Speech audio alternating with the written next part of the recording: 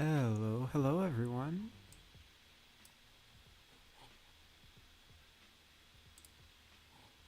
Is this working yet? No? No? Hey, there we go. Welcome. It's very exciting this time. So if you've been living under a rock for the last week, you should go check out Phano Black's spoiler video, because Luminaris Angel's Glow got revealed, and it completely changes how we need to think about Prism from the ground up, essentially. Um, you'll notice, so this is my first attempt at trying to build a mono lag build. Lag is my shorthand for this weapon. It's just the acronym LAG, right? Rolls off the tongue, it's easy to say. But if we look at what my deck that I streamed last time was, which was kind of like the simplified Celestial Fury deck, 28 blues, really trying to spend 6 resources every turn cycle. We are out with the old and in with the new. Lag incentivizes you to play almost all yellows, and we definitely are reflecting that. 33 yellows in our main 60, even more in the sideboard. And really what we're doing is we're gaining a lot of consistency with this weapon. So with Celestial Fury, a Herald costs 2 resources, and then Go Again costs 2 additional resources, so you end up spending like 1 1/3 cards to play a Herald with Go Again. And Celestial Fury asks you to pitch 1 yellow to have a Herald with Go Again. And importantly, it also gives an Angel Go Again. You don't have to choose one or the other. But pitching a yellow, so we're still spending a whole card, but it's like 33% more efficient to play a Herald with Go Again. And I know that doesn't sound really flashy at a glance, but think about something like the difference between yellow and red snatch, which is a 25% change in damage. When we get down to these really small discrete numbers, just single increments are really a big deal. This weapon is very exciting because of that. Also just because there's a really big difference between a yellow Herald, which we're really incentivized to run now in terms of it increases our consistency, right? They block 3, they pitch just like we want them to as yellows, and then they're also much better attacks than blue Heralds. If I throw a blue Herald at my opponent, I'm very likely that I'm taking 2 cards out of my hand, and my opponent is giving us a 3 block and then a 2 block on armor. But that just doesn't happen with a yellow Herald. They all attack for 6, except for Erudition, which has Dominate, different story. And that 6 is kind of like weird in that it's almost a pseudo breakpoint. It forces your opponent really to give you 2 real cards or just completely clean out their equipment sweep. And so we're a lot of times happy to pitch a yellow Herald to play a yellow Herald, which means that the deck is so much more consistent compared to how we were very unhappy pitching 2 blue Heralds to play 2 blue Heralds. This weapon does so much for this deck, it's unbelievable. Being able to main deck the yellows feels like the card pool isn't actively fighting against us. You aren't kidding, Zach. That's an excellent point. So we've also gone from Figments being like drawing them could just frequently lose us the game with Celestial Fury because they pay for 1 Herald, but it doesn't have Go Again. They don't block. It's just kind of a disaster to, yeah, these are just perfectly fine resource cards. You don't want to draw them because they don't block and you would rather be searching them out, but it's not a death sentence to draw 2 Figments in the same hand anymore, which is an unbelievable blessing. Very exciting stuff. I'm going to keep talking about the deck more, of course, but I'm also going to hop in the Talishar other queue. So this deck currently is, it's implemented in Talishar in terms of the code. Obviously, Angel's Glow is not legal until Heavy Hitters releases, so we have to play in the open format, which tends to be quite a slow queue. We're going to queue up, listen for that ding, and I'm going to keep talking about the deck in the meantime. Yes, but you know what? It doesn't help the Dromai matchup. I think it actually does help the Dromai matchup, though, Joshua. We can very consistently now, with Rapture, of course, go Herald with Go Again, Angel with Go Again, Herald with Go Again off of our 5 cards, and especially with Herald of Erudition, attacking into the dragons consistently getting us angels with go again. We're very good at cleaning up Dromai's board now. Ashwings still suck. I'm not saying the matchup is favored, but it's gone from like a 5%er to like a 25%er, which makes me feel a lot better about like confidently taking this deck to a tournament, right? So our main board plan is still the same. It's still Herald aggro. You'll see that most of our deck is Heralds. In fact, more than half the deck is just Herald of Protection, Ravages, Triumph, and Wartune, because I'm playing all the reds, all the yellows, and all the blues of these cards. We've got an expanded Figment suite where we have much more consistent double Herald hands, so we burn through Figments faster, and also we are happier drawing Figments more often. There's our ding. So we're more... Chane, okay. I wasn't super expecting the Living Legend format, so this is going to go very poorly, but sure, why not? I'm trying to ask you for it by playing in the open queue. How would I even play this against the Chane? In 2 sets, does Teklo get the weapon that fixes his deck? I think in 2 sets, Teklo gets the Evo that gives him Arcane Barrier, maybe. Traditionally, I've liked Northern Gloves into Chane. He doesn't have a ton of poppers. He also doesn't have a ton of small bits of Arcane, unless he's playing Seeds, because this is probably a Living Legend deck. Maybe we should be playing Vestige of Sol. Arclight Sentinel is absurd versus Chane, as is Figment of Judgment. Yeah, this deck is not built to play this matchup, so we'll see what happens here, but we're having fun with it. We can take out these Heralds.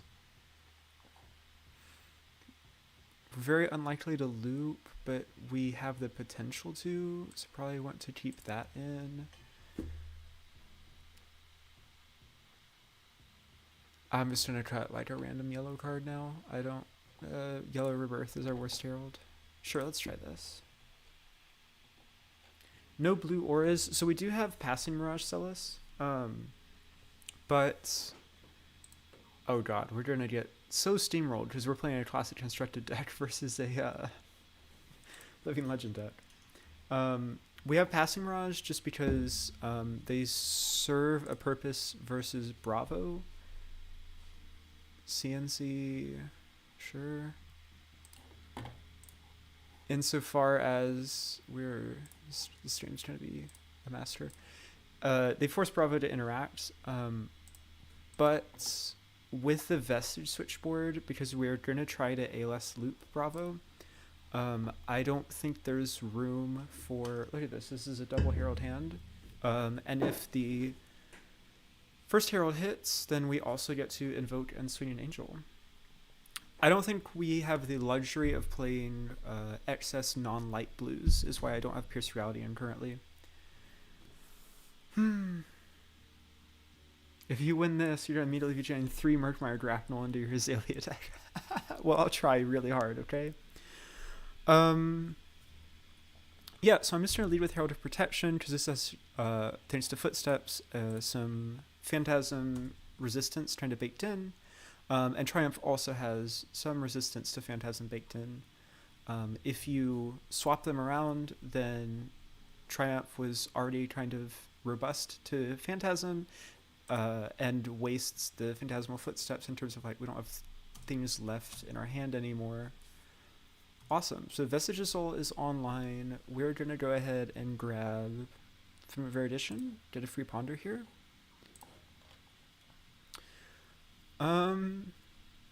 We could Awaken Soraya, and that doesn't get us much though, so we're just trying to send another Herald. Try to build up a Bank of Soul, and then at some point in the game we will pivot and attack with Soraya, draw 2 cards. Awesome.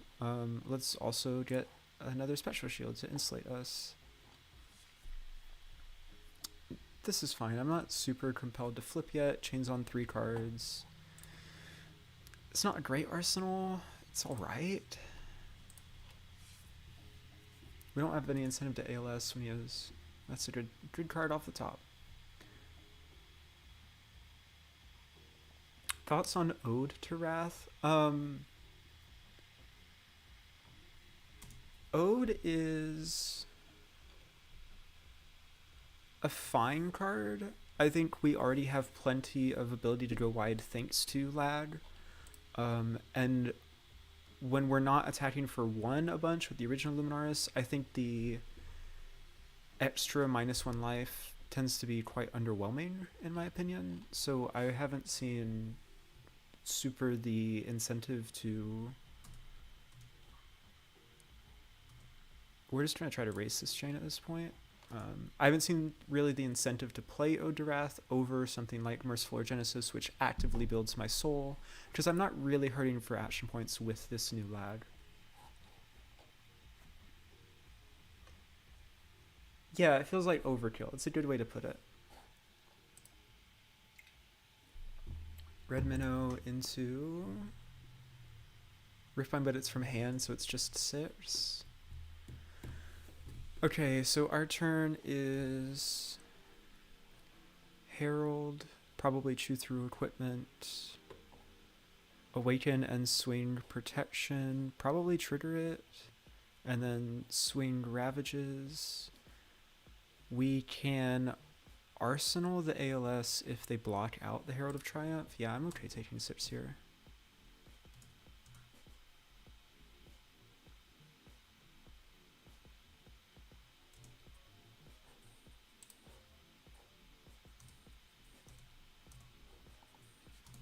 We're a little bit down on health, but we have all the tempo in the world. Our hand is mediocre, but fine. And look at this. This is exactly what I mean. I went from this... Drawing this Figment would have been like a disaster to... Yeah, this is my pitch card for the turn.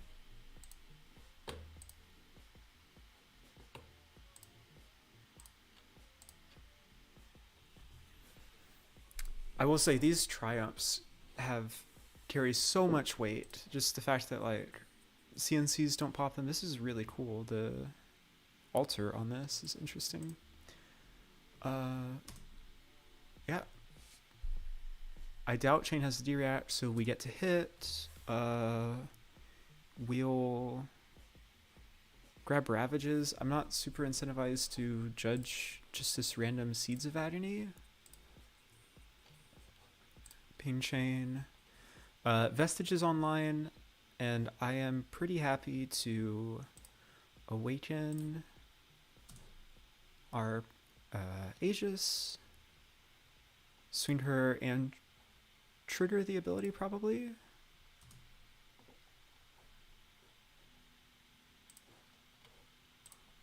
Just like an easy 2 value.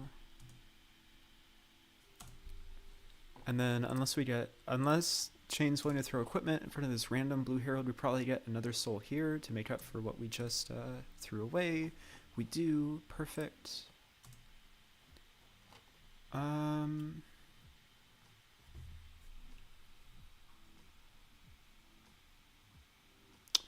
I think we can either not be beggars and just flip the seeds while we can. We've got 2 Figments left in deck, Rebirth and Triumph. Triumph is probably going to insulate us from a pop at some point. And now the Banishing Art of War, not great. And now the next Arclight Sentinel that we see will probably be Arsenaled. Chane's already really low, and so sure, this is 6 Stro again. I have 6 Ward on the board.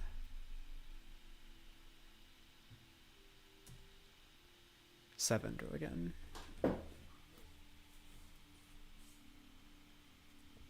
Alright, so here's about where I'm going to start trying to think of like tricky erudition plays. Because I've got the spare soul for it, so it could be like, if I footstep here it breaks, because this is 6 power or more. Don't want to do that yet. There's no on hit. And if I want to protect Soraya this turn, or Aegis this turn, Yeah, it's just not happening this hand. So I'll just say no blocks. I'll cash in my ward 6.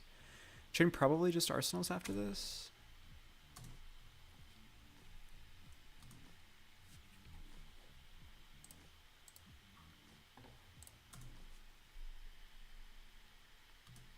Just 2? Oh, there is Arcane Barrier. Okay. Yeah, so here I don't feel bad doing... That's not what I'm trying to do. Don't feel bad doing something like this to flip my Soraya.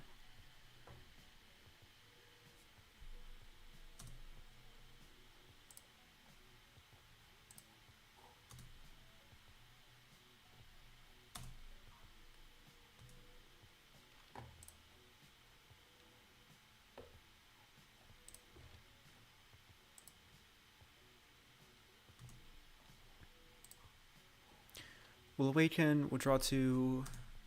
Technically go down to 0 cards in Sol, but we will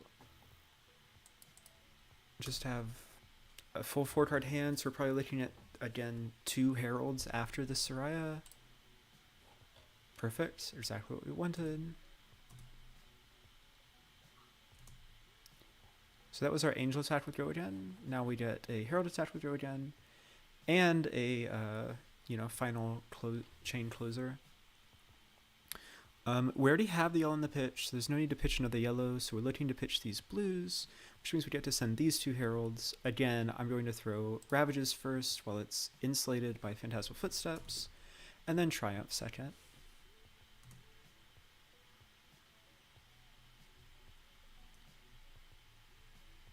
No plunder run from opponent is fortunate. It is indeed.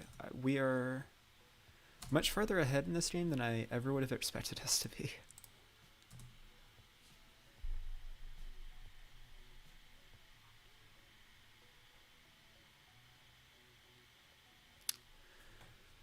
Interesting. Why did they not pop the Ravages? They've got the CNC right there.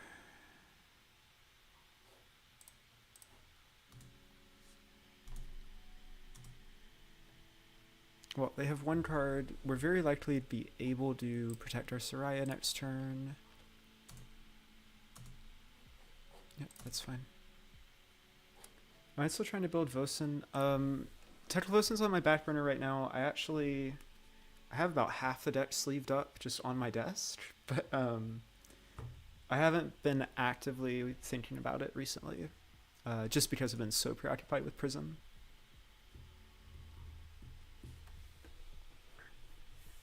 Headpiece is probably why.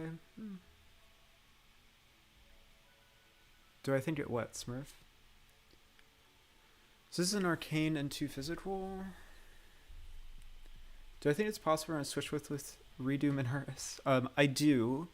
I posted my initial impression on what a switch list might look like.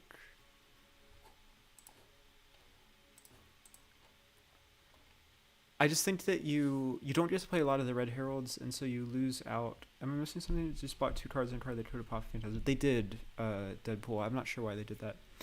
I think the Switchboard Iris with Lad loses out on the strength of both strategies. The reason it worked so well with Celestial Fury and Prism is the target here. This is for 3 and then for 2. We just can't keep Soraya alive here, can we? That's like kind of fine though, right?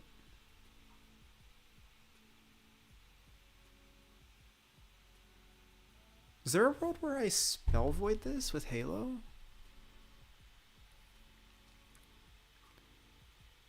It means that Soraya eats the Riftbind.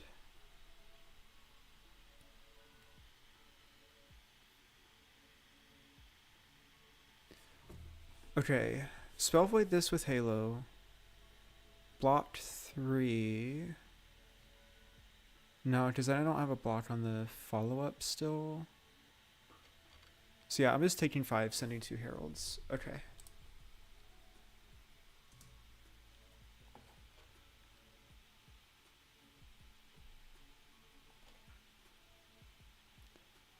Probably didn't want to rely on CC while Halo was live. That's true. Playing around the Triumph is respectable. I'm just not blocking here.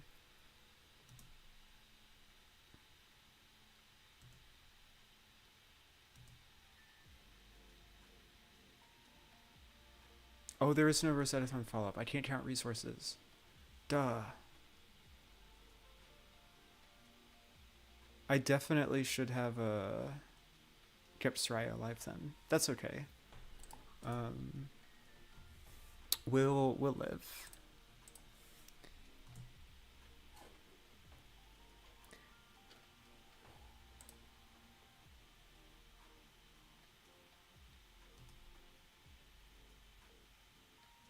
I love shredding my opponent's armor before we see Herald of Erudition.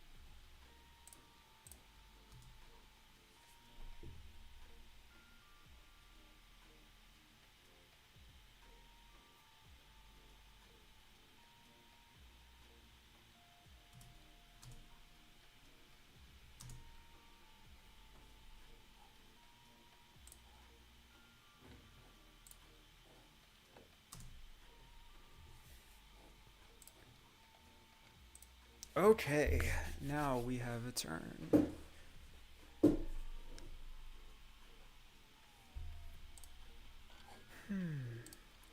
Can you drop a comment in chat if you're still seeing me in a okay? I'm getting a couple of errors on my side. I'm not sure how well my internet's doing right now. These soul shields are fine to resolve.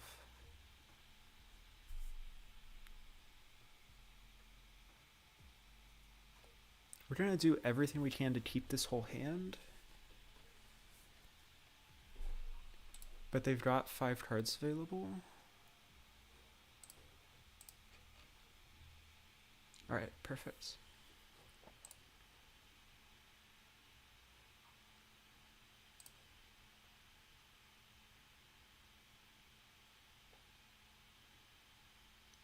So they're howling into bounding, they're leaving one up. They still have a seeds. This is probably just like Rosetta Thorn after this. 7, 8, 9, 10, 11. We live at 3. Has Vestige contributed anything so far? It has, Nicola. It let us pitch a blue to awaken and attack with Aegis earlier in the game, and then still have a yellow to attack with a Herald. It also is just going to be Iron Rot at some point that I don't have to pay for, which is also really nice. I don't feel compelled to block this, though. Even if I say no blocks here, I'm still higher than Chane at 7. Yeah, this is just 2 and 2. Sure.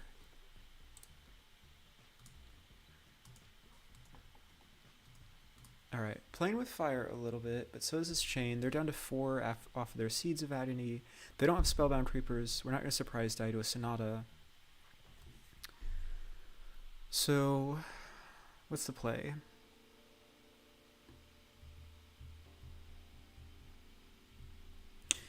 They still have Bloodshade Skeleton up, so I don't actually want to lead with this Erudition. It just doesn't accomplish a lot compared to something like this Ravages, which, you know, even if they block with just a card from hand, we're still putting them to 1. We also are going to attempt to free roll something off a Light of Soul here. Lucky? Arclight Sentinel. Uh-oh.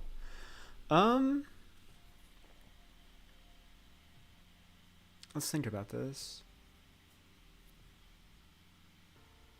I think we do want to put this in Soul. If opponent underblocks here, we get to flip an attack with Ravages and just kill them because they don't have Arcane Barrier.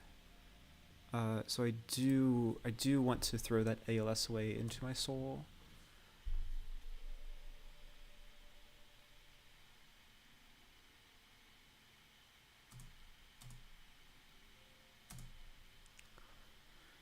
Okay, they've shown us that they don't have a Pauper here. Let's just honestly just send 6 more. Like, the Erudition isn't going to connect, and this is just threatening to either give us 2 cards or actually, yeah, okay. Get some amount of damage through and also generate us a shield here. Seems pretty good. We're starting to leave Triumph in deck. We know it's at the bottom because we drew it earlier. And we want to have Halo tricks available if possible. This hand looks great. Bounding Seeds, Soul Reaping, Art of War.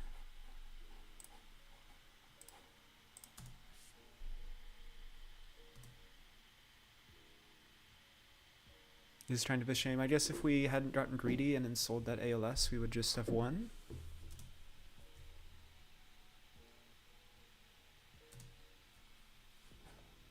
We'll let the Spectral Shield eat that.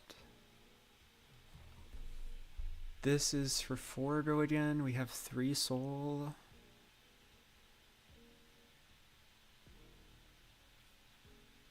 Two cards left for this chain. No blood debt.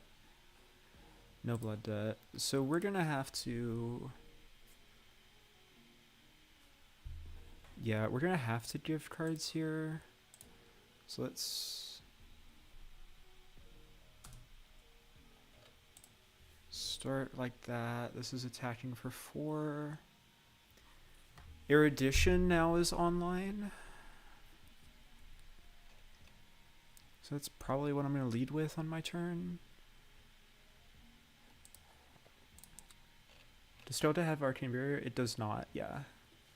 So we get to do this. Oh, but we don't want to pay for Footsteps.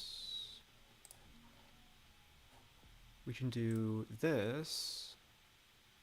Stay above, invert existence, surprise kill. Just dead to Ravages here, right? Yes. They're dead to arcane damage from Ravages if we can hold a card. Looks like we can. I think we're actually... It's kind of wild. We're actually going to Spell Void with our Halo of Illumination, which is a legal thing you can do, it turns out. So don't pitch here. We're going to Spell Void with our Halo. Sure, why not?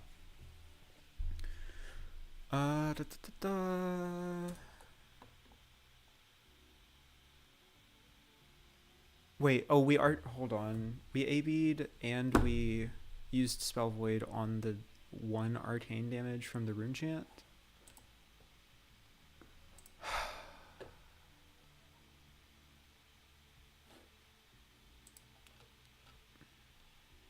Yeah, I Spell Voided and AB'd the Rune Chant.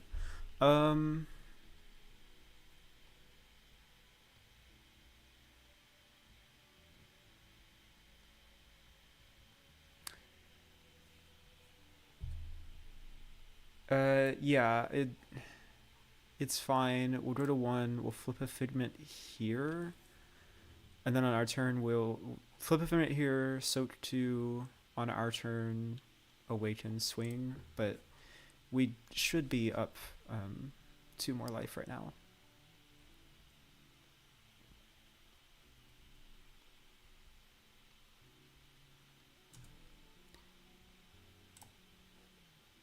I guess, like, technically, yeah, chat, you're right. They could have invert existence, which we die to, but we know that we have won this game, unless they have some sort of trick. Just we're too lazy to ask for the rewind.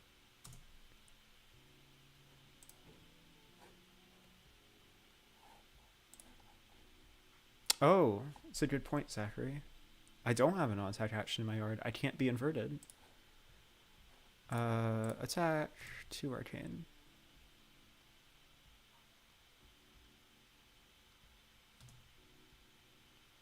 Not entirely sure what they're digging for here.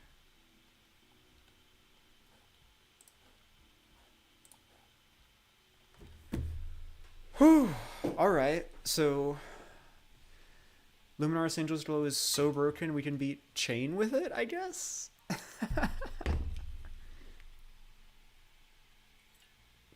That was not on my bucket list today. It's kind of wild. Yeah, wasn't expecting that. So where was I?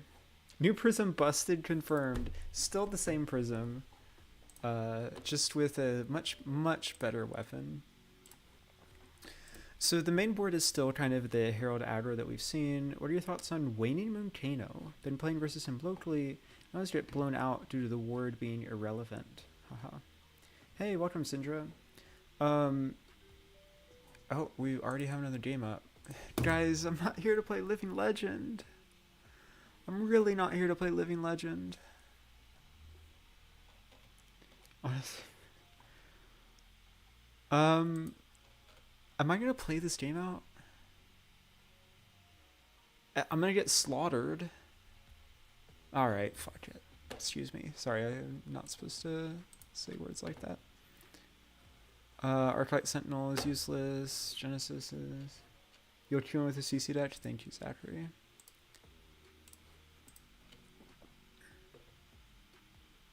We're just gonna run the 60. I believe in my deck building. Starvo does run less poppers. Slightly less poppers. Shouldn't I be able to turn LL off? So the way it works, Deadpool, is... Alright, just Starvo fuse off the first turn of the game. That's lovely. We have to play in the... We do have the Soul Shield, actually. We have to play in the open chat because this card isn't legal in any formats. Which means that Living Legend heroes are also legal.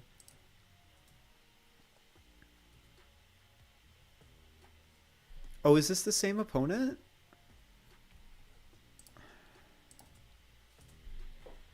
I didn't even realize that. Alright, well, I don't want to start the game with a Frostbite.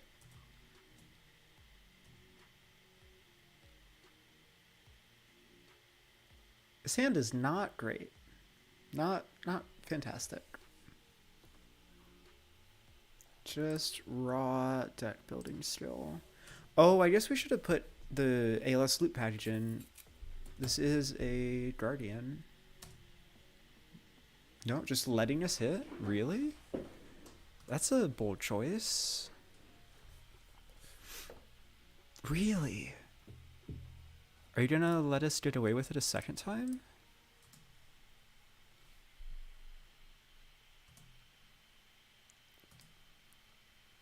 Alright, we're gonna...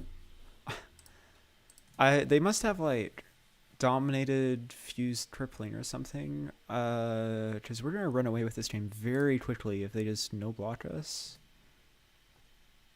Ponder, it's a perfectly fine Ponder. Courage token, my beloved. It just makes them... When they've already shown us that they don't have a popper, yeah, there's the Starvo fuse. If Autumn's touches their worst attack this turn, that's fine.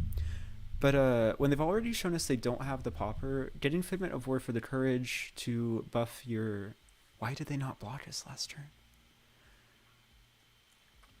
Oh, this is from Arsenal? So they didn't have a popper in hand. Interesting.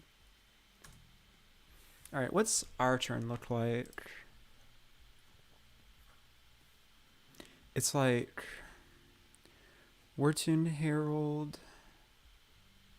We're gonna have a Frostbite after this, yeah, so it's like Wartune Herald, pitching That All You Got into Herald of Ravages, pitching Wartune Herald, arsenaling Soul Shield.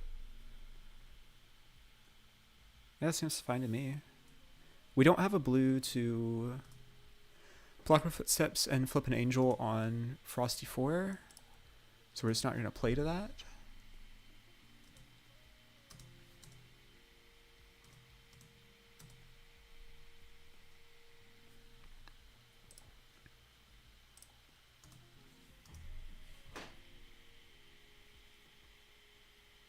But the courage token's putting your... Yeah, so they pop here. It's more than just what Triumph saves us from.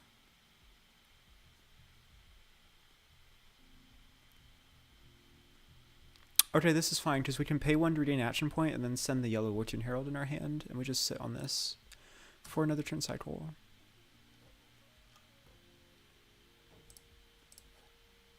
Would love to get that Soul Shield in my arsenal, but the... I don't want to pitch all of these cards. Sure, I'm getting popped a lot. Bravo's turn's probably just Frosty 4 now. Lightning Surge from Arsenal, of course. We found another Soul Shield. Are we going to be able to use it this turn cycle? We might be getting ready to Soraya here. So it's like... Okay. So we're gonna take this 4. I'm expecting Frosty Hammer after this. It's a Warm Hammer. Okay. Interesting. So I think the play is still this. We'll pay 1 into Footsteps. Just being damage efficient there. We'll awaken Soraya. On our turn, we'll swing and draw.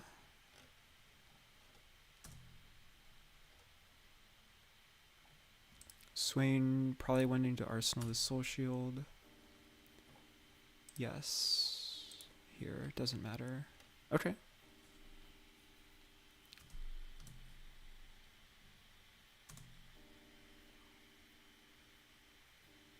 We need to get this Light of Soul out of our hand. We're going to do it like this, because if they give us a 6 power, we can still play around the pop with Hail of Illumination. Lucky off the top. Yeah, we'll put that Merciful in our soul. They're going to Tunic Crown. That's fine.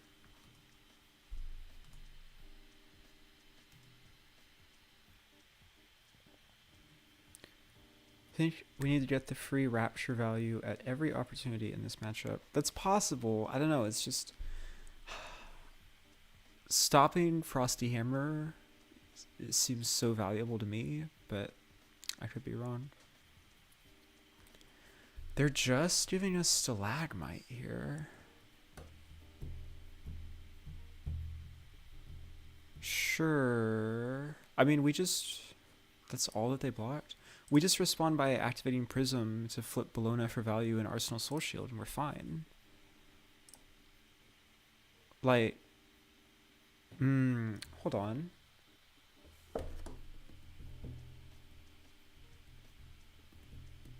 Why was this free?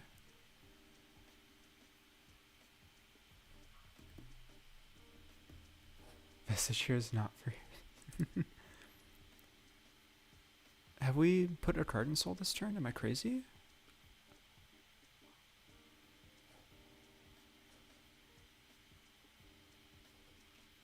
When you get Frostbite Raptures already live, you can pay to flip and attack to the Frostbite. Interesting point is that. Oh, I'm so dumb. No, because we didn't hit Light of Soul into a Herald. I don't think this is supposed to be... Yeah, but we hit a Merciful Retribution on Light of Soul. I don't think this is supposed to be online. It specifically cares about cards with Herald in their names.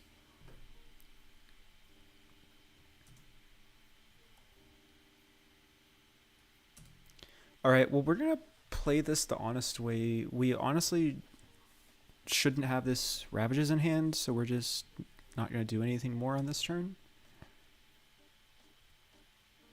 Merciful Herald Tribution.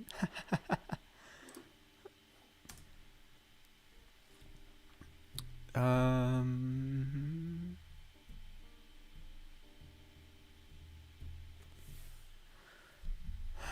have anything I love in the yard. This is like a war tune, so let's just gain a life. Yeah. Excuse me. And I am afraid I'm gonna put this Soul Shield in my arsenal. This sounds great. It's a shame we're just gonna die anyways. Yeah, there's Starvo. For those of you that came for Classic Constructed, sorry that we're playing Living Legend apparently. I'll make sure to specify in the next game title. This is 7 go again, but nothing fancy about it.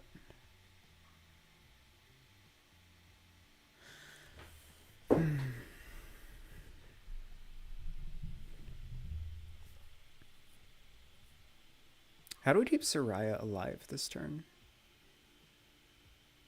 Die with Ward 1. I mean, like, lose tempo to the point where we're losing the game. We're not, like, explicitly dying this turn, right? Especially when it's just a blue Evergreen into a Frosty 4. Unless there's, like, a real Guardian attack following this up. Spinal after this would be pretty wild. So 4, 5, 6, 7 leaves us a special shield and Soraya lying around. Yeah, I like that.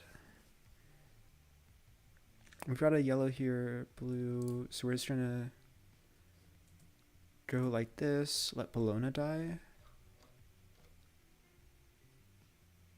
Pulse of Volthaven on their Winters will follow up, sure.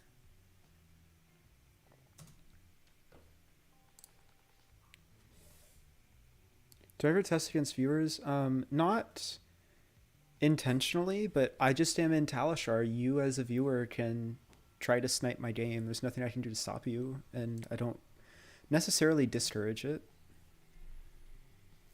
This is for 8? That's so gross.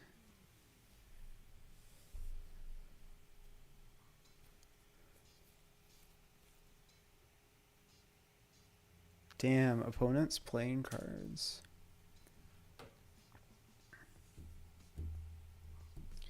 So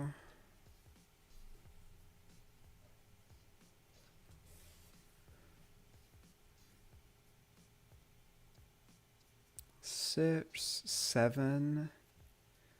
Am I gonna rapture this to keep Soraya alive? I think I am.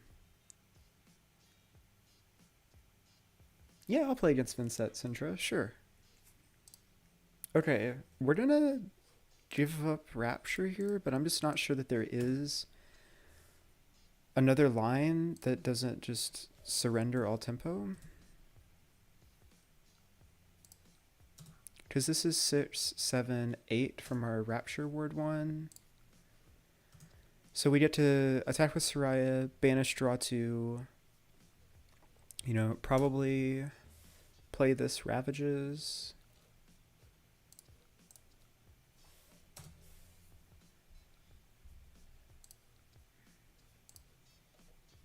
Yeah, perfect. They're just giving us Slide Mine again. Okay.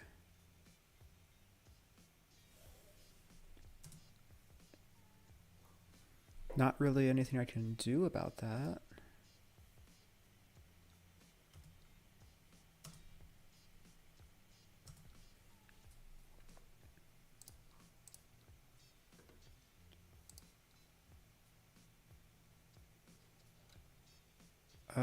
Is there a reason we don't have a Frostbite right now?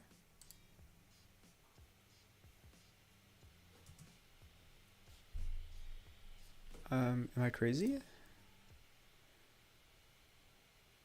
Oh, under the attacking hero's control. Soraya isn't a hero. So we don't get the Frostbite when they block allies with it. Incredible. Incredible.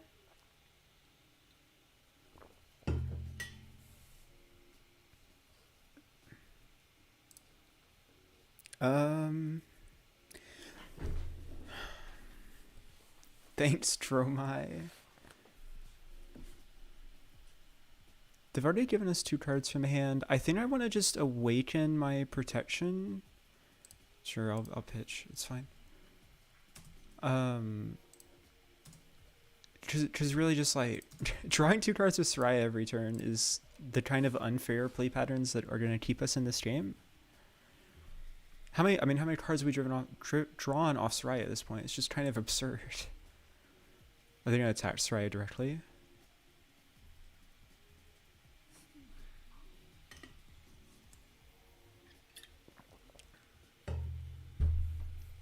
Throwing 7 at us.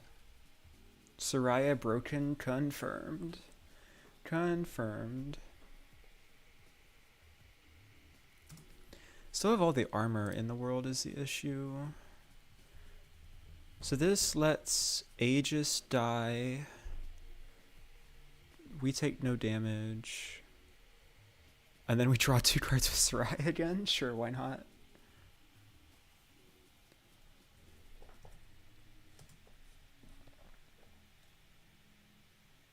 The issue is we've drawn 4 cards with Soraya and we're still going to lose this game.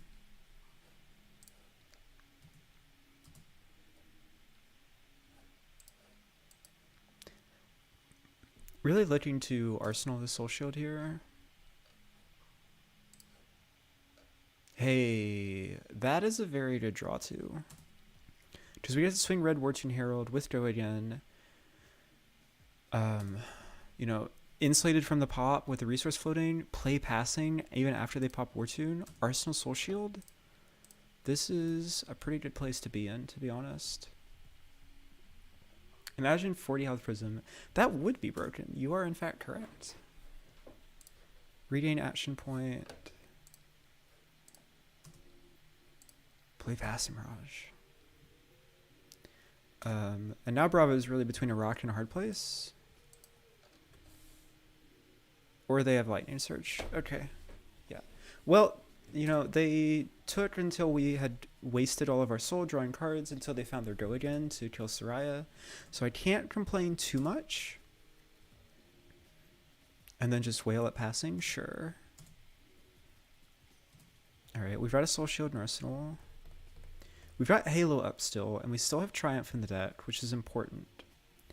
Search Triumph here like a gamer. Oh, I could have done that. Soraya, do you mean our 2-for-4 weapon with Go again? Yeah, I guess I could have saved Soraya with Triumph.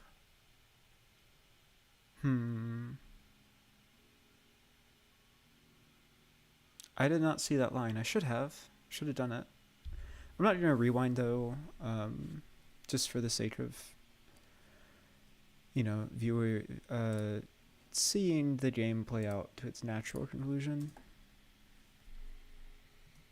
We're already playing Living Legend. Like, it's not a real game. I fully expect to lose this.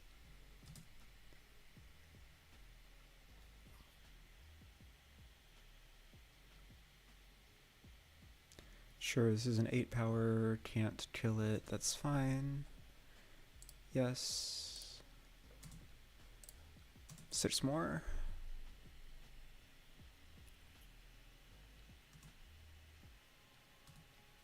So, like, we're getting popped, right? But also, Bravo is not attacking us with Spinal or Crippling, which I'm pretty happy with, to be honest. Am I really about to Soul Shield this Winter's Wail? Surely not, right? Okay, but what if I did? We don't have Spare Soul.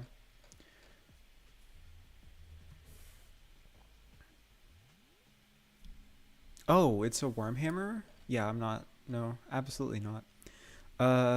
Cool. In that case, this looks like a double Herald hand to me. Thanks for pointing out that it's warm, guys. I just always assume this thing makes frostbites in my head.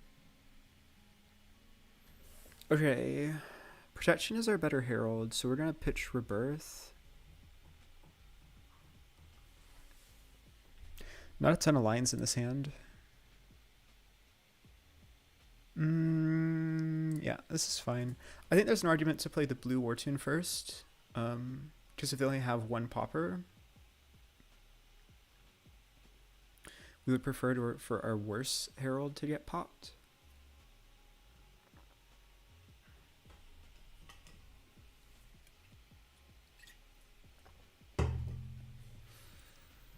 Every card they do this with is a card I am not getting attacked with. 5 more. We are nothing if not consistent.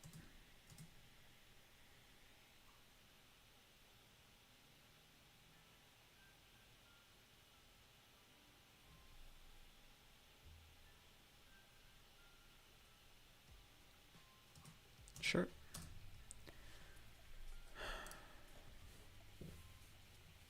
Oh, you think I'm supposed to play passing there? It's wasting a card in the turn cycle, though. Look at this hand. Still, this hammer is warm again? Alright, well, let's see if we can catch them off guard here. This is Red Wartune into Yellow Triumph.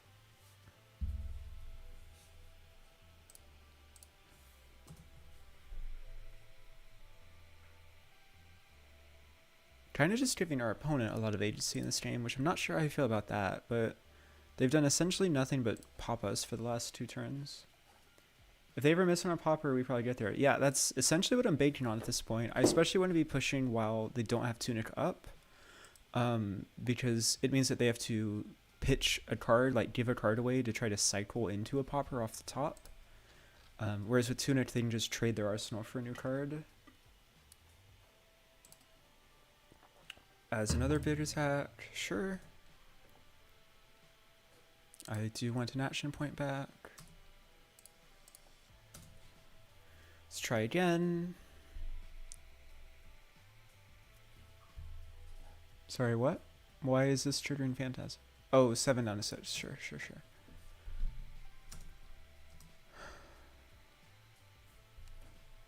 Not going great so far.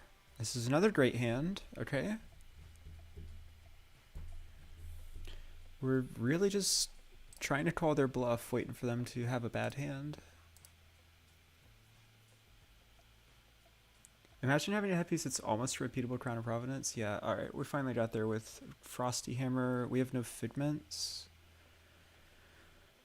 We have resources in hand to play this hand out. Hey, Frozen. You can always come hang out in Illusionist chat. Imagine joining a future CC lobby with an LO deck. Well, it's open format. I guess I should specify like heavy hitters CC in my game title. It's still a fun like exercise. We're really pushing the limits of the deck here, right? I can shield this, obviously. I can't go to 3.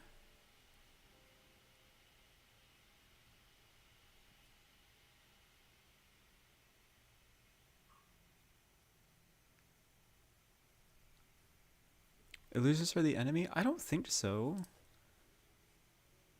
What if I do go to 3, though? I have a Soul Shield in Arsenal. We just have to tell them, listen, you're not trying to popper next turn. And also, it's Starvo. We were dead 10 turns ago. Illusionists are a different kind of wizard. I agree, Sintra. It's almost like fighting CC Bravo, which I hear is also miserable in Monolad.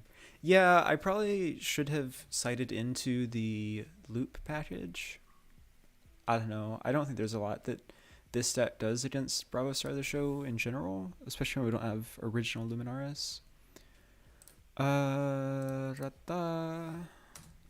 of playing face up here, but we have Halo. We're just gonna get popped and be sad though. Oh snap! They whiffed. Oh, but we draw into a red off the top. Disaster.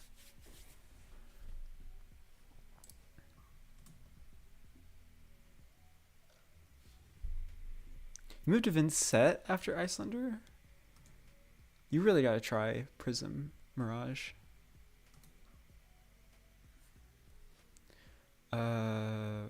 Ravages, ping. And then I just need life here, right? Can still swing Angel Surge. I can't awaken and swing though. I only have 2 resources available. I really needed to draw blue. What angel am I attacking with here? Yeah, Rapture we used to stop the Pulse of Volt Haven Winter Whale. I mean, I'm gonna Awaken Triumph just to stay alive.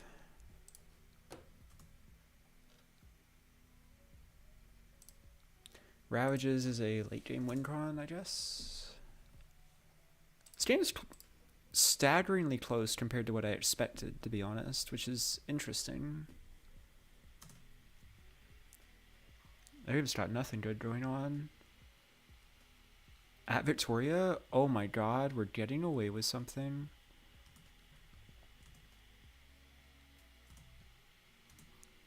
If we just can keep pressing this advantage. Like, this is a double red Herald hand. And the second one is quite insulated from poppers.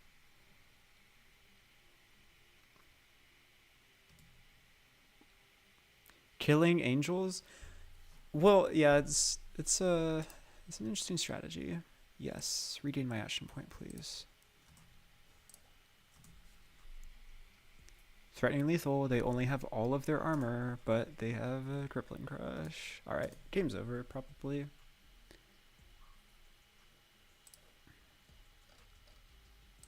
They're just attacking us for 7. Interesting.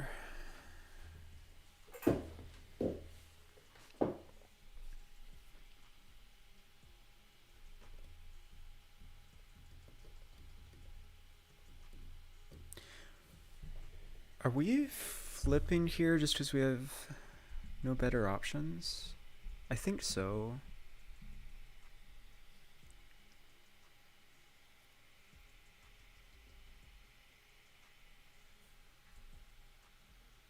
So this is getting soul shielded, obviously. We're not taking any damage here.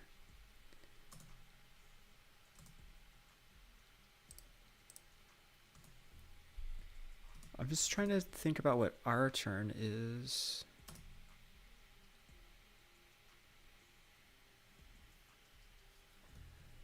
It's like...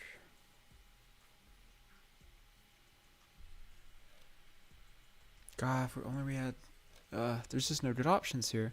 It's like awaken and attach. We throw 6. We arsenal this triumph. We throw 6 and it doesn't have phantasm. That's not worth nothing. Also just guarantees put them at 5. Soul Shield is a ridiculous card. Yeah, we just can't ever attack with this triumph and have any other real form of turn.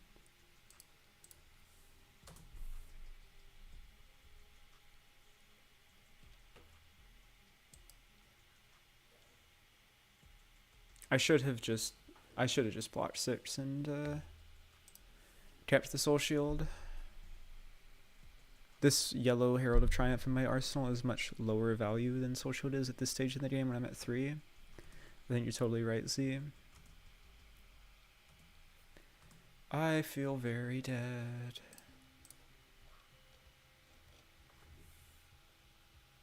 They haven't Starvo fused in a long time. There it is. I summoned it into existence. We do have Ward 4 on the board.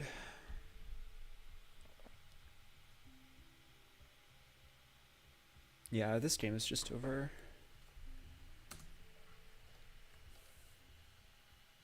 Speak of the Starvo and he shall appear. Yeah, I mean, we're gonna go to 1 here. Team Starvo 3 is not nothing even if you don't win. Yeah, I'm flattered. Maybe he gets distracted by this Pass Mirage and has a whiff hand. I also want to point out this is a CC list. It doesn't have it's not actually teched to play against Starvo either. Yeah, they still have a lot of armor. He's digging for the Starvo fuse. Merciful Retribution? Blink. Merciful Retribution? I think we're dead. Okay. That was an interesting experiment. I'm not going to waste any of our time playing Living Legend anymore. But that was an interesting warm-up, I guess. So that's kind of seeing at least the core play patterns of the aggro 60. There also is this ALS loop sideboard plan, which I have in my sideboard to bring in against regular Bravo Showstopper. This idea is playing Vestige of Soul to make sure all of our light cards, which is essentially all of the deck, Sands Light, That All You Got, and Passing Mirage, pitch pretty consistently for like 3 to 4 resources. We have epots to start the ALS combo. If you're not familiar, Phano Black had a video about this recently. I'm not going to re-go over it. But the idea here is, instead of attacking with the spectral shields that we generate using Iris, instead we use Soul Food and Light of Soul and Halo of Illumination to build up figments. And then as we're recycling with Rebirth, any of our spare resources are going towards also awakening Bellona and using her attack ability trigger to buff up the power of Avalon and Bellona, which kills Bravo really quickly, like well before we deck ourselves. That's the theory anyways.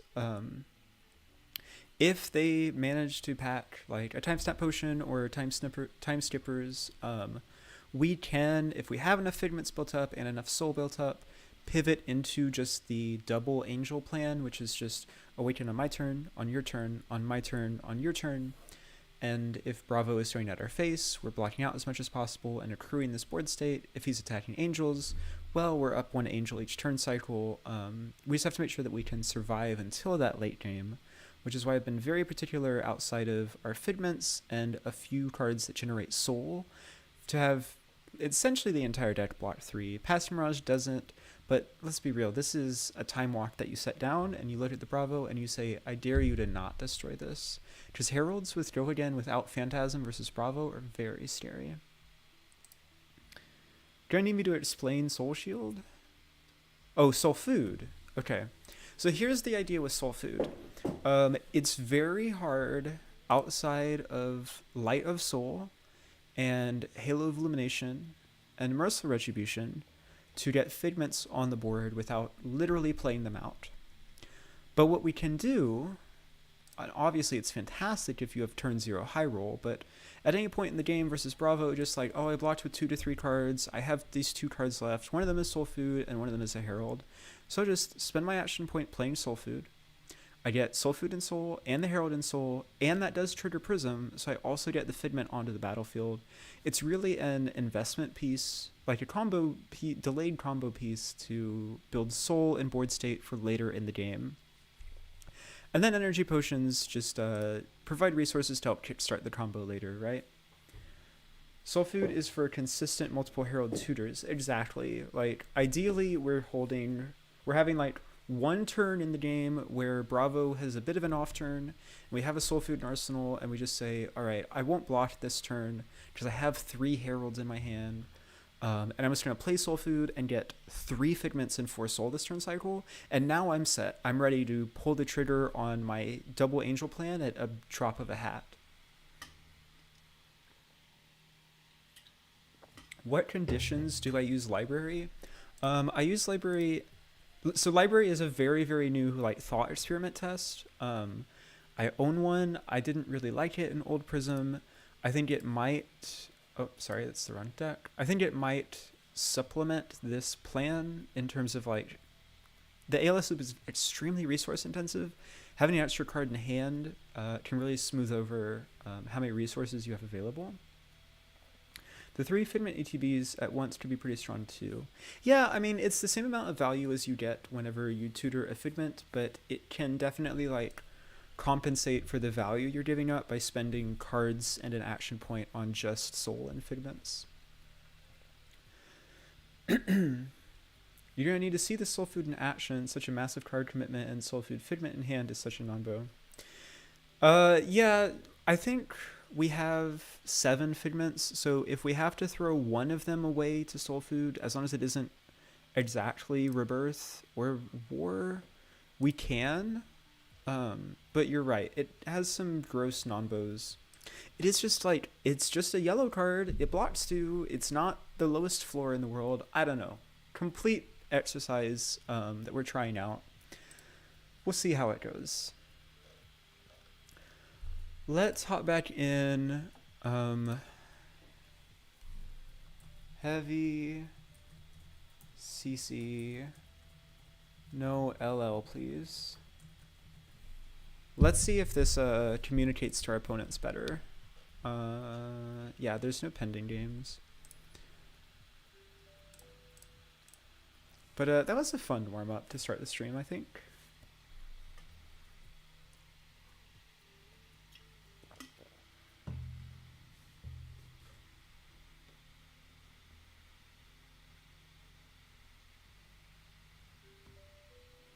Vynnset. Oh, hey, Syndra. Hello, hello. All right, well, this is weird. I want to go second in basically every matchup. Vynnset, I think I might want to go first, just because if Vynnset goes first, she kind of has the Lexi thing where she gets 2 arsenals. Mute the stream so you don't cheat. Sounds good. Good luck, Syndra, and have fun. Because she banishes a card to stow and banished, and also arsenals. So we're going to try going first.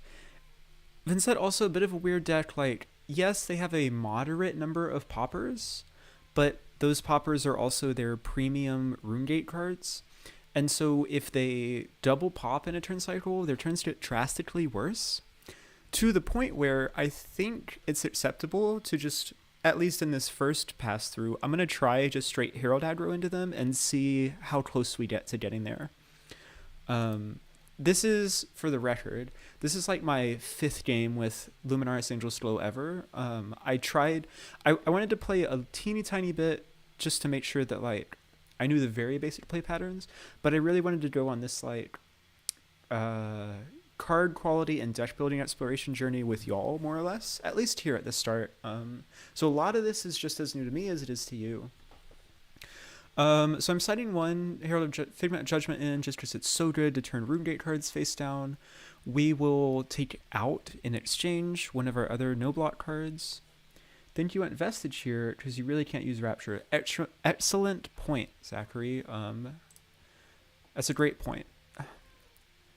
We also went Northern Gloves. Yeah, I hadn't done equipment yet. And then we want to take out one of our no-blocks. It's just like... It probably is one of our Figments. Rebirth is pretty weak when we aren't looping. And so I think that's probably my first to cut. There's an argument for the Mercifuls. I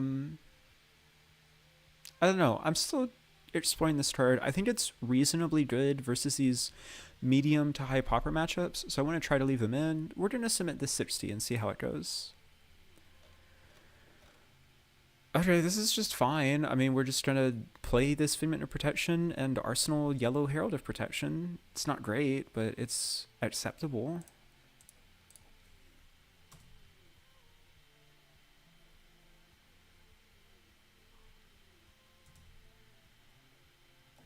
Just really don't want to let them filter on turn 1, right? Now this is a hand.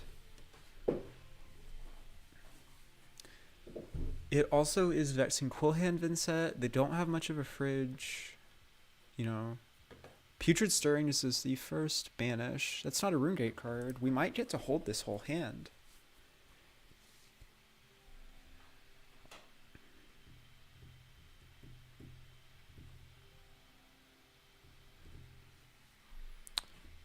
Doesn't have Go again. There's no Pummel represented.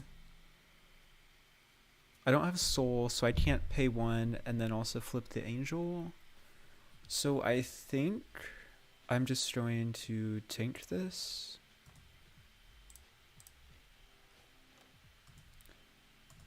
There's 1 rune chant generated from this Deathly Whale because 1 player has lost life on the turn cycle. Blue Putrid and Banished, I'm actually like really okay with, honestly. And so then here I'm going to do Yellow Protection into Red Ravages, Arsenaling Soul Shield.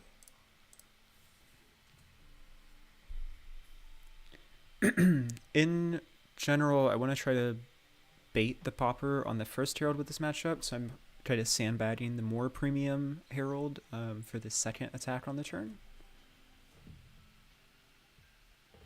But the raw power of this just having Go again, because I pitched yellow, it's really hard to underline how much cleaner this is than all of the hoops we had to jump through with Celestial Fury in terms of like having, you know, oh wow, okay, we're already chewing through the armor when I'm sad that I pitched Erudition. But oh, it might have been a non-attack. No, they played the blue Deathly Whale, so they had an attack last hand. No sync on the Crown of Providence suggests that there is an attack action in hand. Let's see if we can convince our opponent to give it up. This is a pretty big attack. Oh, we're gonna get away with it. Ping you.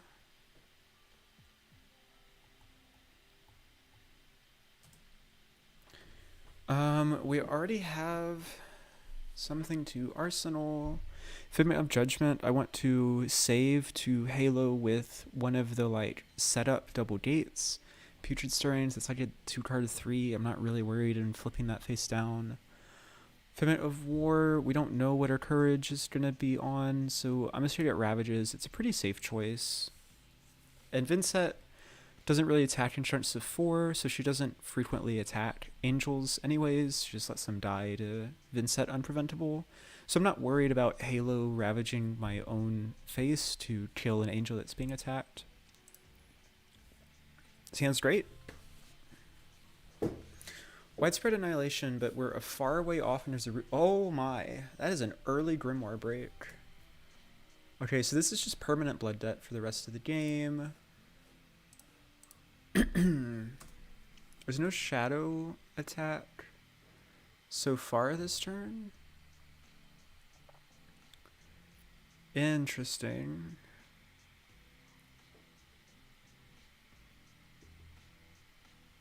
So we have to give our whole hand here.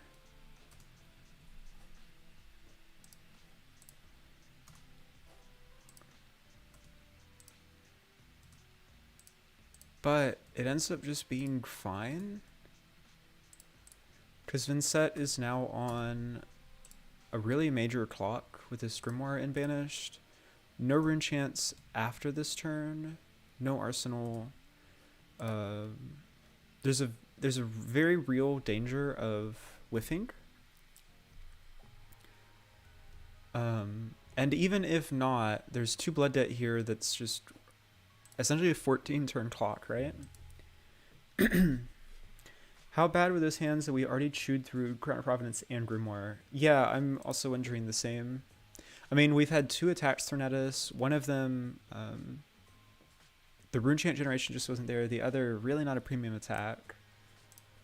Yellow Spellblade Assault. Oh, this is a spicy Vynnset list. Do I care about Yellow Spellblade? I don't think so. Not when I have a double Herald hand. And there's no armor, so like the 5-power angels, or 5-power heralds, excuse me, are still very respectable at this point.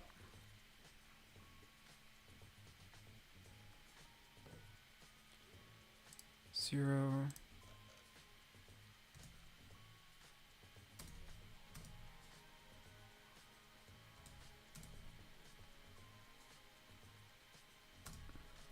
Vynnset takes 2 more blood debt.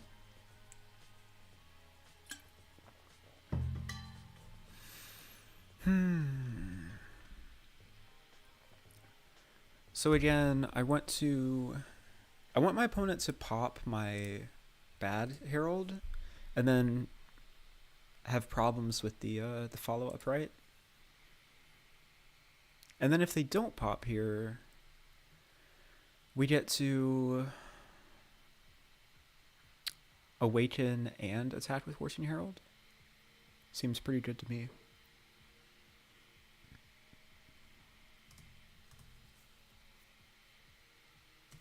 Love it. I mean, we still might be able to do that.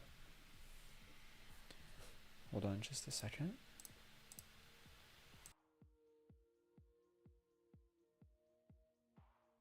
Excuse me. No blocks on the 7. We got exactly what we wanted in terms of baiting the blocks on the worst attack. Running out of great options. Here we will take War. And then what? My worst angel here is Bologna, because I'm just never... Is this foolish? I think this is kind of foolish. We probably should just save these as D-reacts for later. Yeah, I hate wasting 2 resources here, but I still had like a 2-card 8 with that red war tune. We're gonna be patient and not awaken for no reason. Sounds fantastic. Alright, there's a good banish. Yeah, this turn's gonna be painful.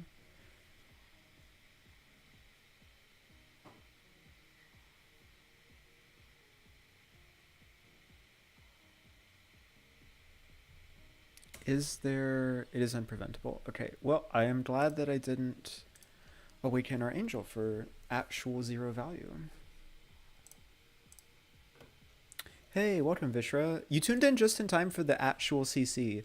What you missed was me playing against a Chane and a Starvo in a Living Legend hors d'oeuvre session that I didn't realize was going to happen. It was a weird appetizer to start the stream. So there's 2 chants following this up. There's no threat of pummel. There's still 2 blood debt ticking down. I think we're so incentivized to just like sit here and bide our time because Vynnset is taking 2 damage every turn. When are you looking at judgment here? I'm looking to... Oh. Yeah, I definitely should have judged this. That's an excellent point. I should have judged this Deathly Will after they played the Envelop. Vestige, you put that Garbo in our deck. It's fine though. We have...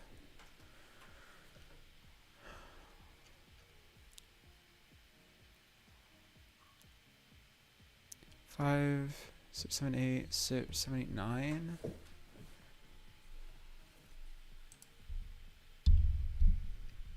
I mean, I think our turn is just fine.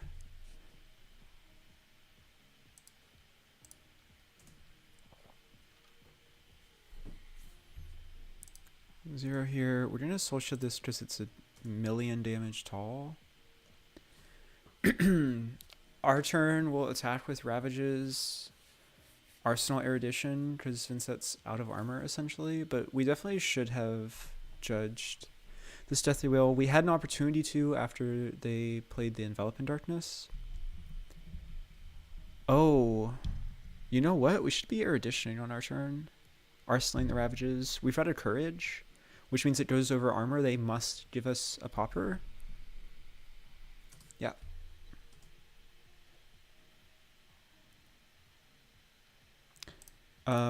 This is, of course, not stopping any breakpoints, but it's clearing my arsenal. If I don't draw with Erudition, I can Arsenal Ravages.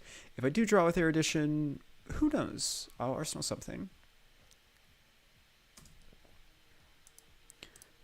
But I assume I'm going to be popped here. If I'm not, we just win. I think Vestige is a very good card, Vishra, and I'm not just saying that because my cold foil just came in the mail yesterday or anything. I might have panic bought that cold foil. Yeah, popping with red Deathly Will. I think I'm okay with that. Sad that I can't go get the ultimate punish for it. No. I might have panic bought that Vestige when I saw lag be spoiled without thinking about it too terribly hard, but it's fine. I mean, we weren't going to have Pauper Insulation anyhow that turn.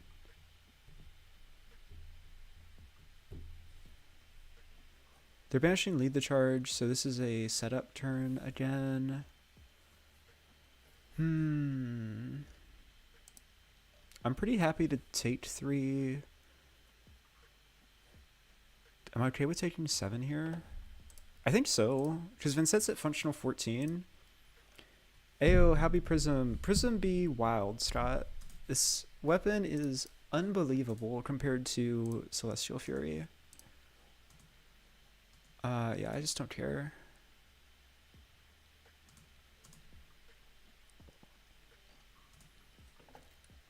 So we have plenty of resources to double herald this turn and Arsenal Rebirth. If this Rebirth hits, we can instead Awaken and Swing an Angel and Swing the Ravages in our arsenal. Spellblade of Sol, the real sauce, Matt. Cheaper than your panic purchase of Coldfoil Light of Sol? Matt. Stop reading my mind. I also did that.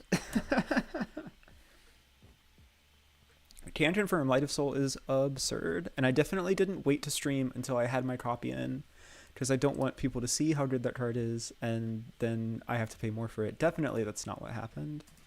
Oh my gosh, we're gonna get away with it. No, we're not. Okay. Don't get me started on panic buying purchases. So we're not getting popped here, so we actually can just pitch to Arcane Barrier here. Save a life. Don't need the resource for Footsteps. 7 more. That's not a panic purchase, it's a well-informed decision. Whatever, I like this sack because it makes me feel better about my choices.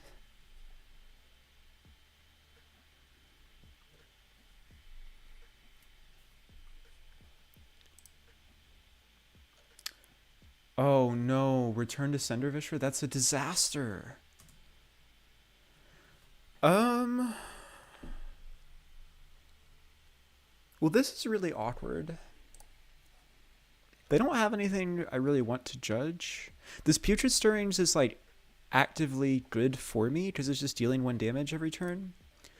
And I don't think there's going to be breathing room to play it for the rest of the game. I'm going to get Erudition. Maybe I find a better Arsenal target off of the Ponder. Yeah, I mean, it's a marginally better Arsenal target.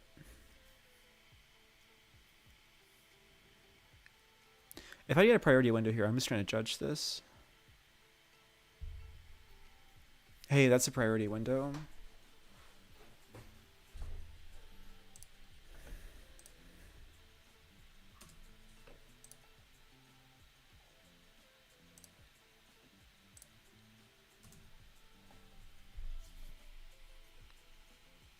Kind of wish I had Sea Strike in my deck, because I have 5 soul and I'm just not doing anything with it.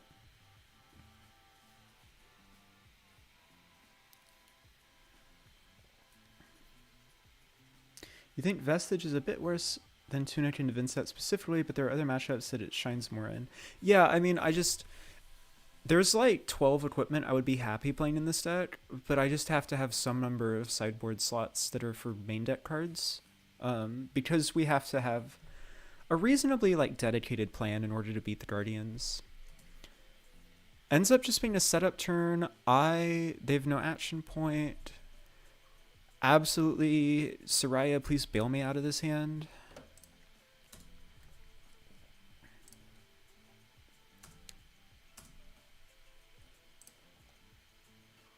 I would love to throw a soul away and draw 2 cards. Much better. Unbelievably better. I get to double Herald after this now. Sea Strike is a great name. You've been calling it Turbo E-Strike. Yeah, it's... So the joke is Celestial Cataclysm is like Enlightened Strike with 2 modes, go again and +2 power. And so, at least in my friend circles, we frequently call it Sea Strike instead of E-Strike.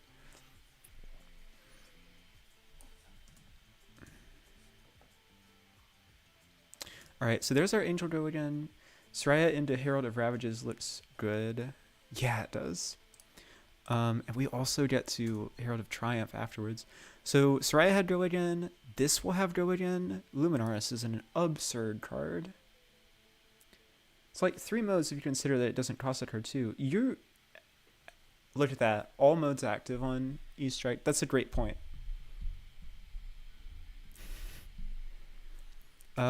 We even have the blue, so we're insulated around this popper. I don't see how we lose this game at this point. Oh yeah, we just like actually can't because Vynnset is dead to Blood Debt.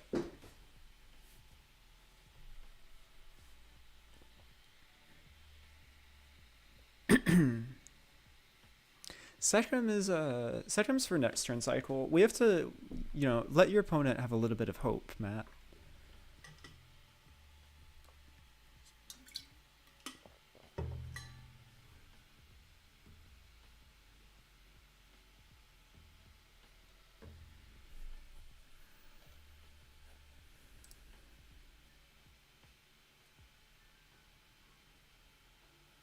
But yeah, I mean, they need... Yeah, it's just game. Not really many ways out there. 100 viewers, Prism champ. Did we break 100? Oh my god. Welcome everyone. Thank you for watching. This is the first time I've ever broken 100 live. Very grateful for you to hang out with me. I will offer her the rematch. No double rune gate was rough. Yeah. Oh no, Syndra. Do you want to get another Syndra? I've offered the rematch. And I'll let you choose first or second. I assume you want to go first? I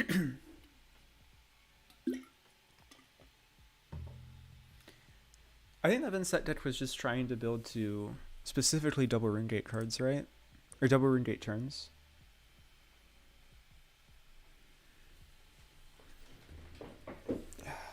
All right. Now we're in a groove. Now we get to sit back in our chair, relax a little bit. All right. Good luck. Have fun. So you missed it, Vishra, but our first two games, I loaded into the open queue, and Chane paired into me, and I'm like, okay, I wasn't expecting Living Legend. That's my bad. Second game was Starvo, and I was like, all right, well now we have an issue here because I'm not here to play Living Legend.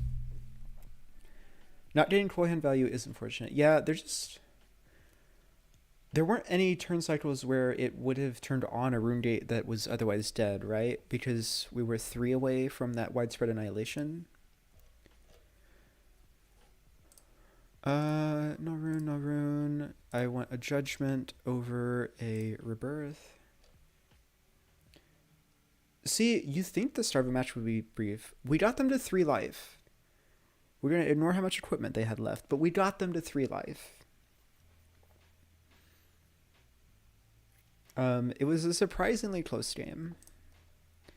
We're just trying to run it back. I think there's this argument for Arclight Sentinel in the same way. Yeah, let's try 2 ALS over 2 Merciful. It just can do similar things to Judgment, because when they're compelled to attack ALS, the rune chants still go off. So we'll try something like this.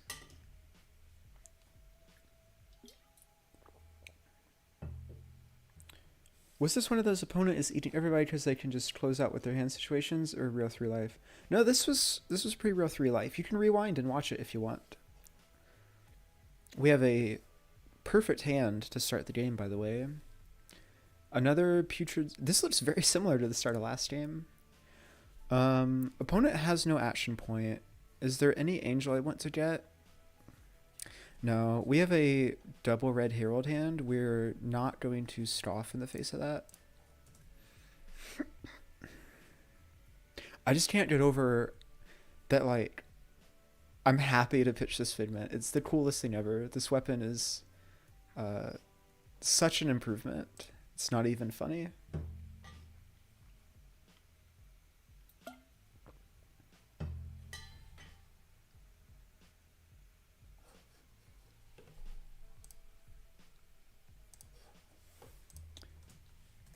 Giving 3, full 7 with sinks. Makes sense. Unfortunately, this shows us no popper. Cool for a weapon might be like $6. I don't think it will be that high. I'm legitimately concerned because they traditionally short print weapons because you only need 1. I'm really concerned that the cold flow is going to be like $200. Really worried.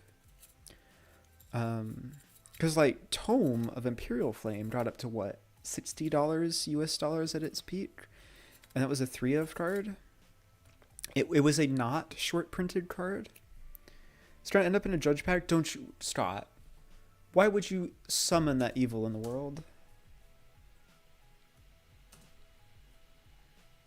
Let's ponder.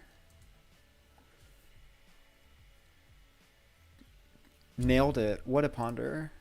No notes. Perfect. Oof.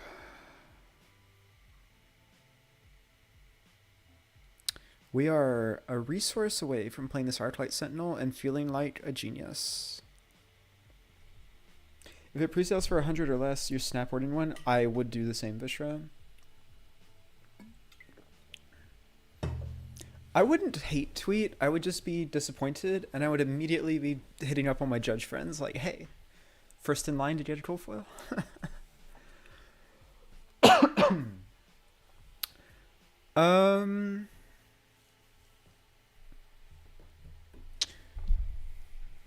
Yeah, I could see Judgment here. It also lets us potentially draw into a blue. We're just not doing anything with the other resource. Real glad you passed your L1 earlier this week. Yeah, I should be convinced to judge here.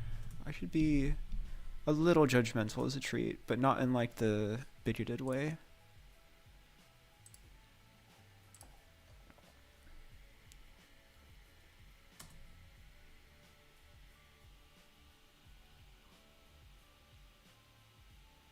ALS is bugged on Talishar?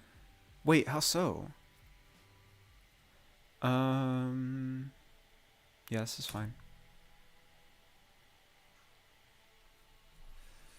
So I'm gonna start with Triumph here, which typically is the opposite, right? Typically I want to play my Herald that is resilient to popping second, in case they have the popper on the first one. But we don't have the spare resource here, so in order to play both of these Heralds, I'd need the first one to not be popped. So I'm actually going to lead with Triumph this time. Coincidentally, Vynnset doesn't really have 7 powers, so this almost assuredly will not be popped. So I'm also going to play this Red Protection of Arsenal this turn.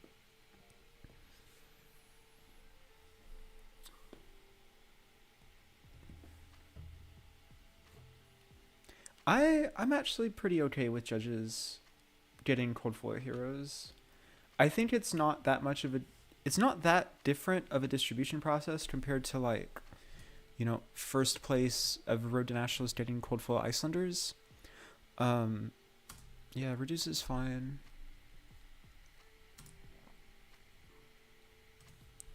And then we have a Herald with a real on hit to follow up. 6 rune chance on the board. I am a little bit afraid. Just want to throw that out there.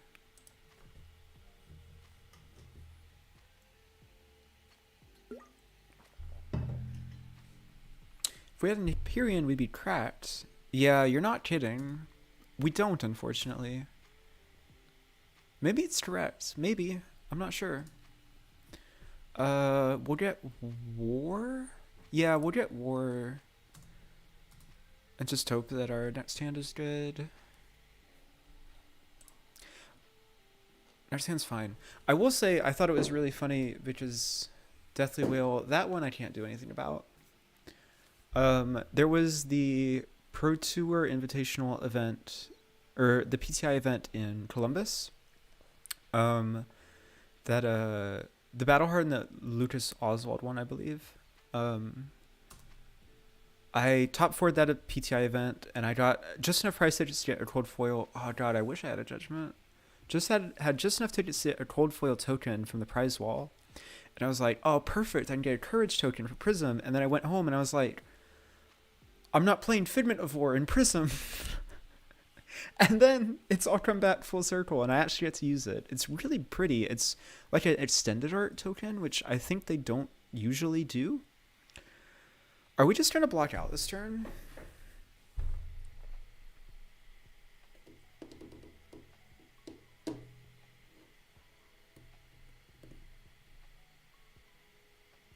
Light of Soul is on FabDB, but New Luminaris isn't because set isn't out yet. Okay, hear me out. Here's what's going to happen here.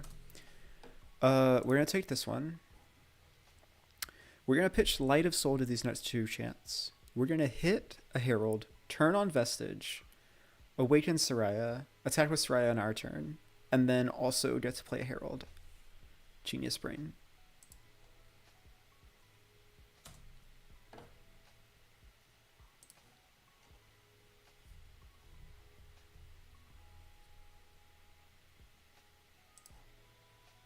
Ready? Ready for this? No, we whiffed. That's okay. Just means that we don't get to cheat an extra resource.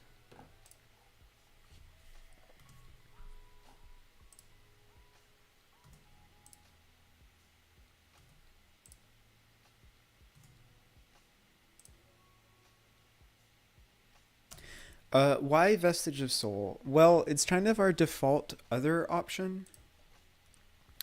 Because we have, as an alternative, Rapture, but flipping Angels on our turn tends to go very poorly because Vynnset has a lot of unpreventable damage, and so they just die to a Stiff Breeze.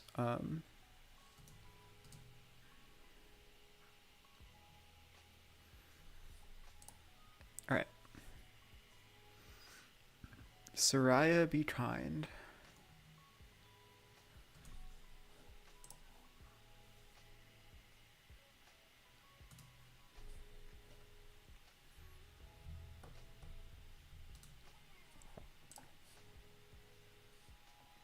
There's a lot that could go wrong here in terms of this draw too. What are we getting? Only things to say are 12 Prism, Loom 3, and Special Shield Courage tokens. Yeah.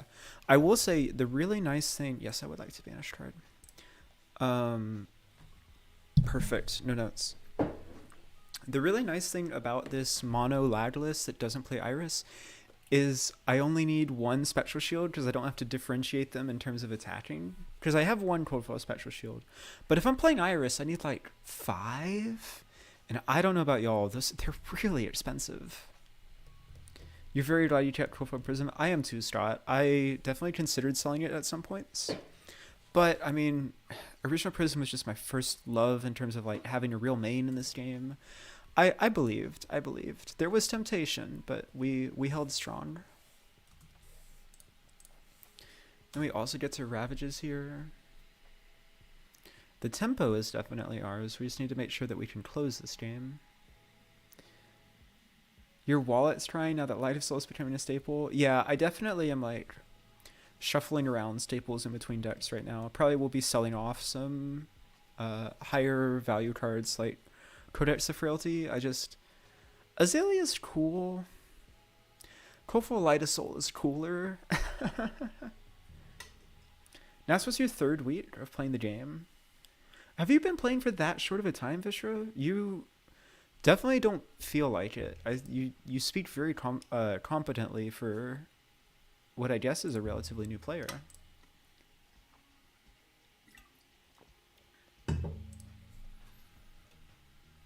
The real question is Soraya dying this turn?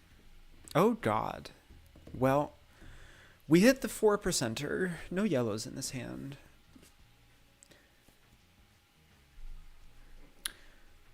Pretty content, though, to just, like... Arcane Barrier 3, Block 3, play Passing Mirage, and Arsenal this Herald of Protection. It's not a bad turn cycle versus a deck that has a bunch of 6-power attacks.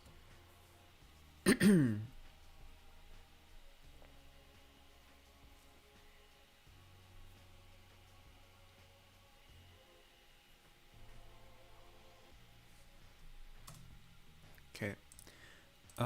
We definitely are doing this.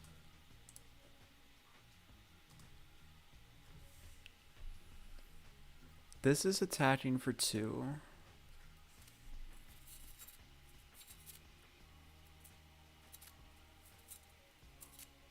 For a first buy, do you prefer Vestige or Rapture? For a first buy, I would get Vestige. Vestige is okay in every matchup. Rapture has some matchups where it's really bad in. So I think the floor on Vestige, like across all of the games that you play, will be much higher. Um, it's just that there are some matchups where Rapture really shines, like Azalea. This is an interesting choice. I think I'm just supposed to block it though, drop this Pass Mirage and Arsenal protection.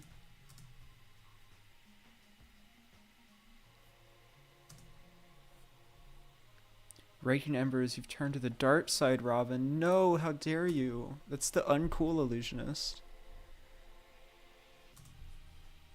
No yellow in this hand was brutal, by the way. Now hold on.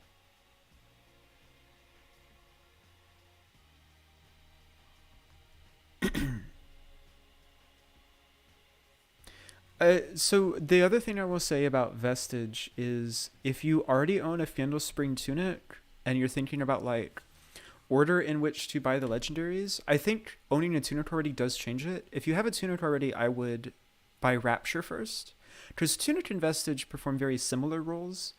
When you're doing the ALS loop combo specifically, Vestige is slightly better than Tunic, but I think for the most part, you can slot Tunic into this Vestige slot, and the matchups will be like within 5 or 10% of your expected win rate at Deck's full power build.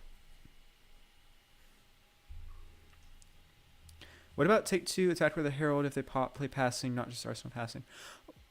The reason I was playing around that, Martacia, is I wanted to try to keep Soraya alive if possible. There's a Deathly Whale Banish here.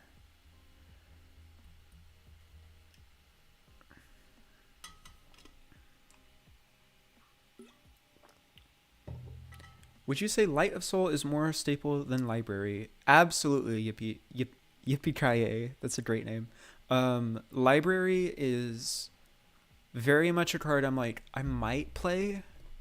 I have to be sold on it as like good into some matchups. Light of Sol, I have already been sold. Like it is an absurd card. It's so free and it's so good.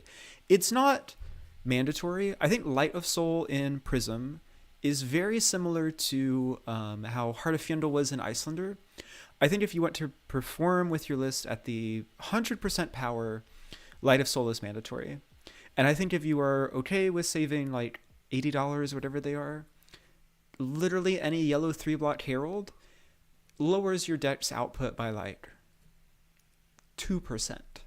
It's really not... Lead the Charge is very good when I have a Passing Rush out.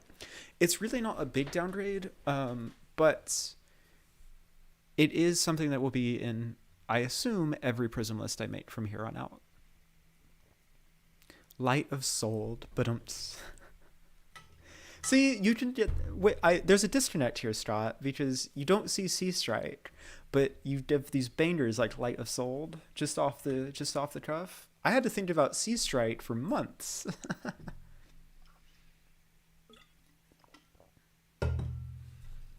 Did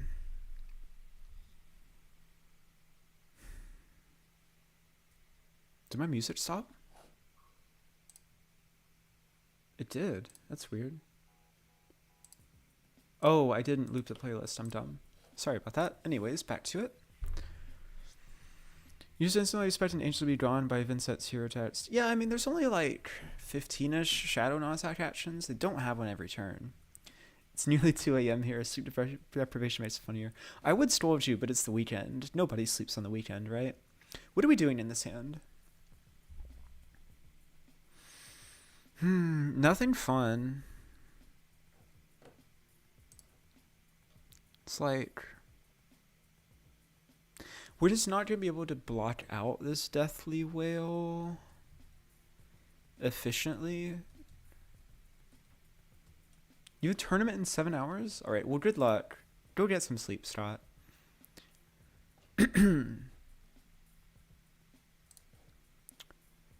So we're like...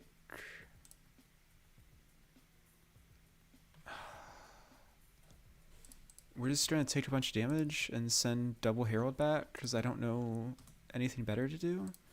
Can't wait to get pummeled and the whole plan to fall apart.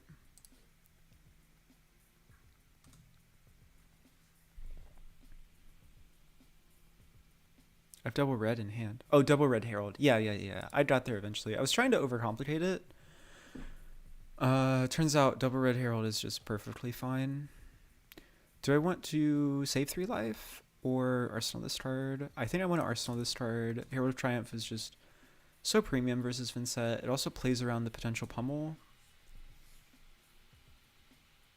Then it's just flail at passing. Yeah, I'm fine with that.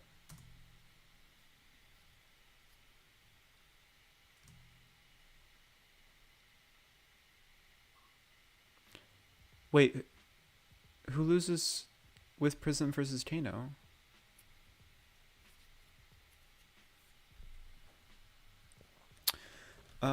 Which do we care about less? We care about protection less. Because the special shields can be eaten with no value.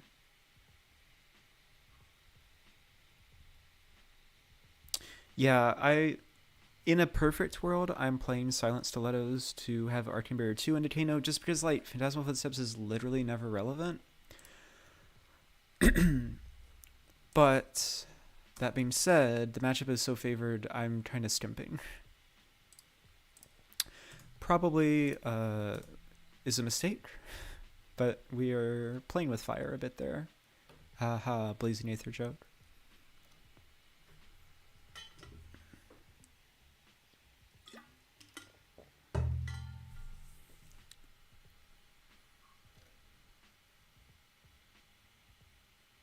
Think Phantasmal Footsteps is still your favorite legendary ever? It's pretty dang good. It's pretty dang good. It's a pretty cold foil. It's great art. It is very evocative of the class in terms of like both flavor and function. It enables just not complete blowouts. I'll take a full block.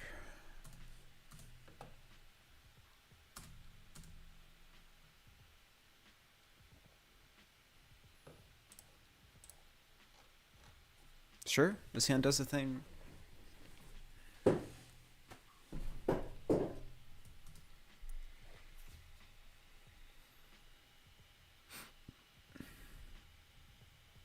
This hand like super does the thing, right? Alright, well let's start here.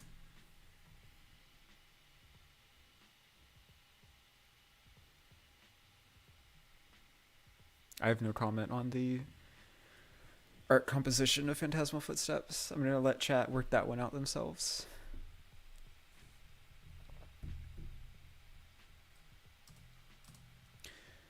Yeah, we're only really interested in angel flipping when like we have a surplus of resources.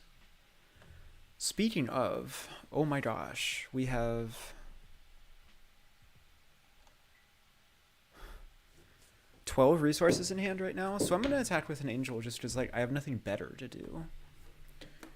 It is... They no blocked. They're going to try to do something funky next turn. So we're going to triumph and burn the attack trigger on Victoria, I think.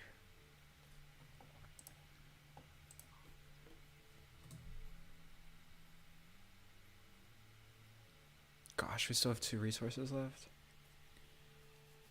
Wait until he sees Silent Stilettos. I regret liking cards now. Oh, poor Scott. Excuse me. No. If we, yeah. Let's get 2 extra value here. Where's our soul shields, by the way? Have I been pitching them? All right. So if this is a double gate turn, like I'm anticipating, I don't know how they get the second card and banish though. This attack trigger is theoretically worth 2 value. Maybe we should be going for Bologna here as like a 5 power angel. Just because they've already shown us they don't want to block.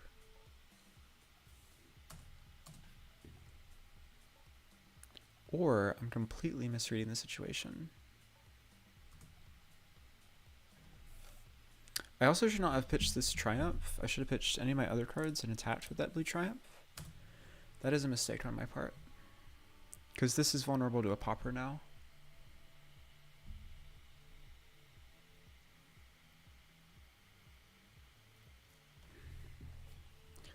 How are we doing on time? Okay. Can't pop? Oh yeah, we Victoria'd. That's hilarious. Excellent point. Sorry, I'm a bit brain foggy right now. Deck is really hard, by the way. Like, unbelievably hard. Tink.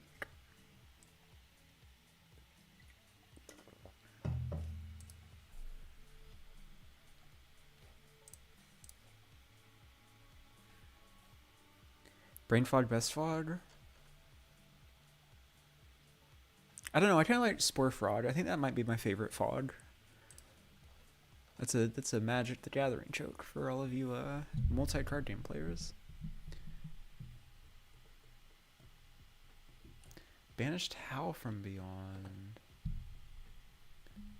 Attacking me. Hey, there's my Soul Shield.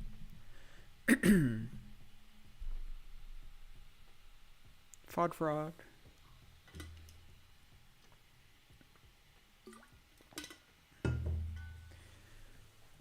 Foghorn Leghorn. You're right. Foghorn Leghorn might be definitely in like top 5 fogs. But I feel like we're kind of crossing the streams on which fogs we're talking about at that point. I'm pretty happy just getting 4 value out of my... Oh wait, how much does this Spellbladed Soul attack for? Because I triggered Victoria. 3. Okay. Equipment is not shredded yet, so Herald of Erudition isn't online yet. A fog tier list when? I'll write it down, Scott. I'll write it down.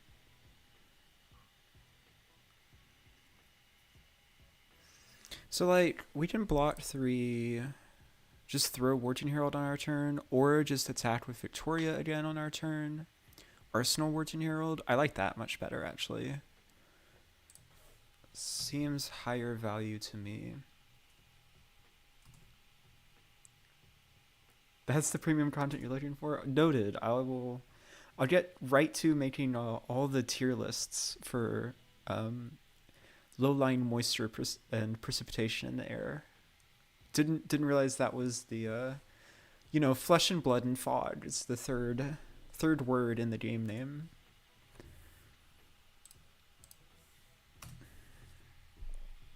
Yeah, I think Wharton's going in Arsenal here. Opponent's low enough where I want to start building soul for Ravage trigger, so I'm not gonna spend this Victoria trigger.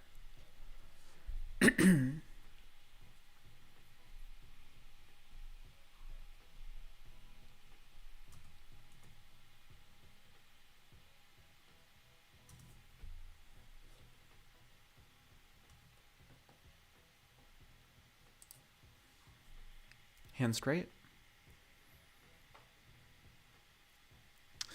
Amelia. You summoned this widespread destruction. You mentioned it in chat and now it's here.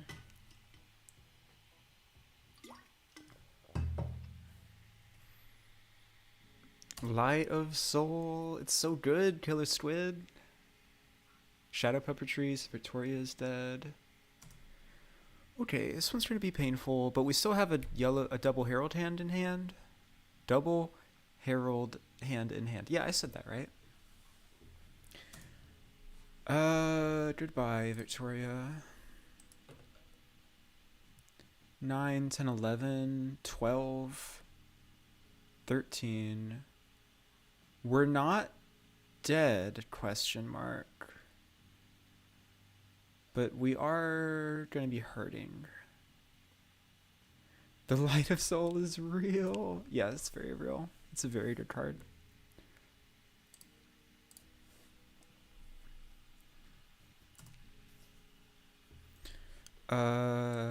Take this one. Give 6. Oh, I should have arcane barriered 1 less so that I can footsteps this flail. I'll just give Vestige of Soul, it's fine. We're in the endgame anyways.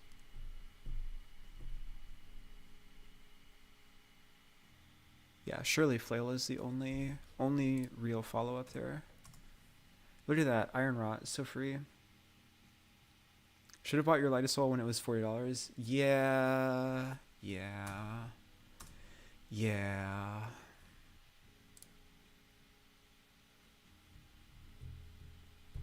Oh, they get to banish the widespread?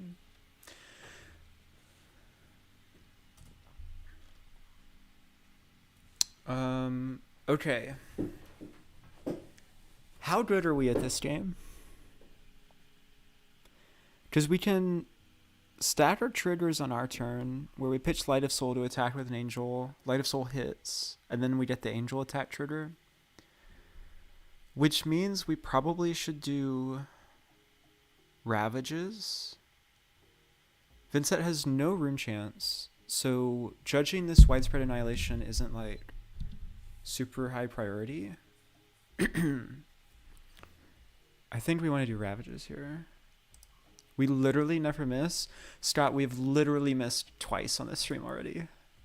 I love the optimism, but I'm not quite there. Always lucky.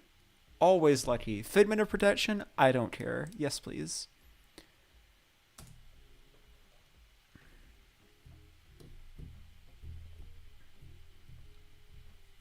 So they can make 2 rune chants with gloves, but that only puts them to 3. Widespread Annihilation takes 4.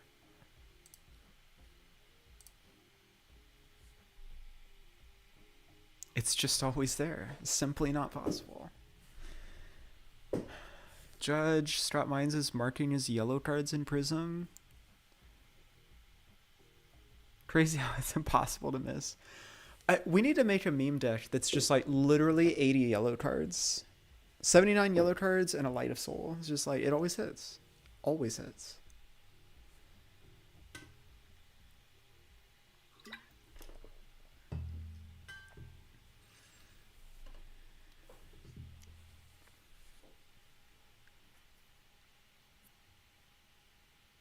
Oh, Grimoire, there is Arcane Barrier. That's pretty funny. Oof. Okay, well, I think we picked a good angel. This second might live. Just put 20 Light of Soul in. Opponent can't prove it unless you hit light with light. Oh, because we're shuffling, so we're just getting really lucky to shuffle Light of Soul to the top of the deck every time. That's a special kind of grift that I had not considered before.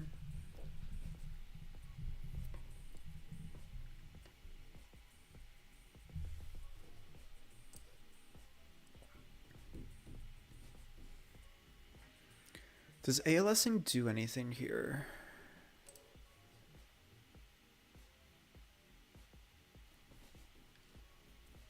Yes. Yes, it does. Yes, it does.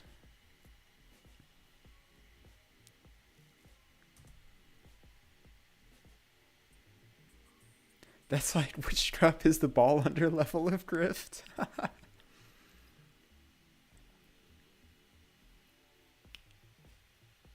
Rip Sacrum, but what else were we supposed to do? Oh, well, hold on. This is going to be 10 total damage.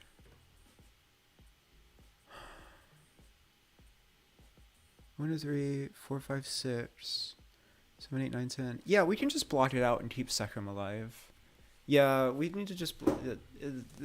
this is a much better line. Sometimes I forget that Vynnset isn't Chane. She doesn't just kill herself on shackles sometimes.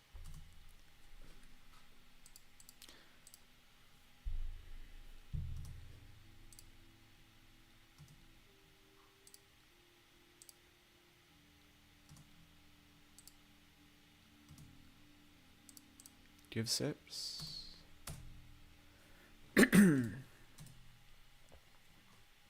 All right. We are... This game is closer than is comfortable. Hey, thanks, Scott. Get some good night's sleep and good luck at your tournament.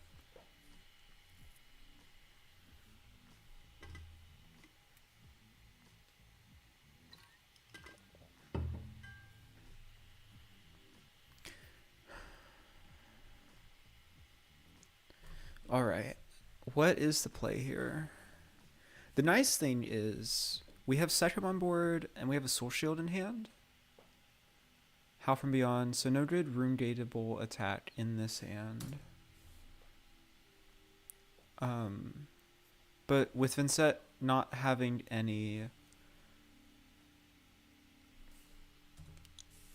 Excuse me. With Vynnset not having any...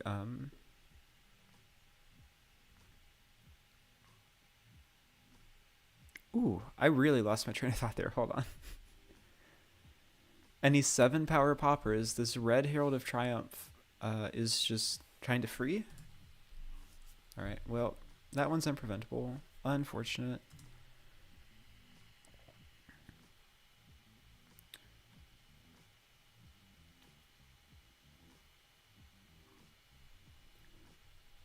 Oh, that's an interesting point. Poor. Sorry, I don't know how to pronounce your first name. Is that how it works? If there's a yellow card and you pitch, then the first attack card gets go again. Thor. Okay. Thank you for the correction. My understanding was that get means that it checks upon play. But if we can do the bluff thing, that's really neat, actually.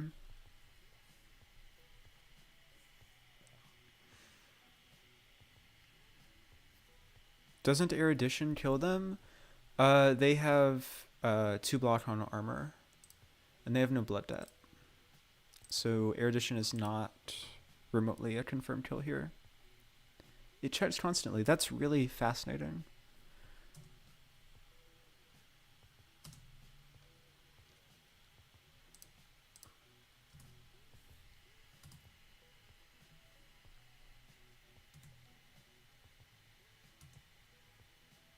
Gets and gains are the same word in Fab. Okay. Well, we have one thing that we can do here.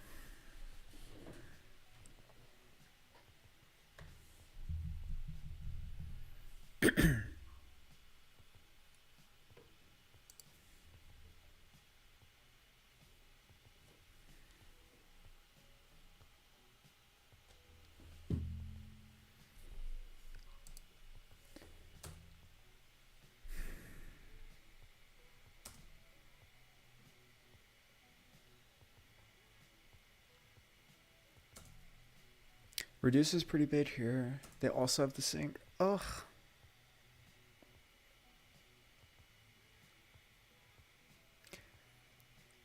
Prism best deck. Thanks for the well wishes.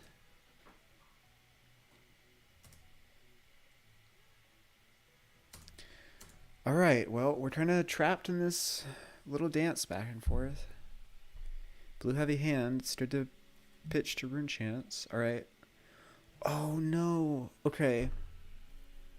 How do we get out of this one?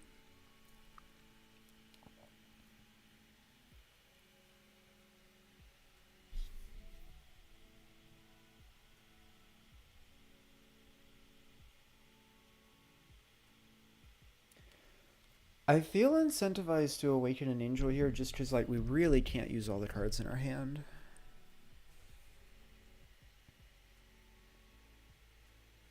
Herald demands 2 cards. Oh, alright. Yeah. So if we lead with Red Ravages, and we keep the War Tune in hand, if they pop, we still have another Herald follow-up. If they don't pop, that's fine. It means that they gave us 2 cards out of hand. Yeah, so we get the Footsteps. Yes. And throw another Herald.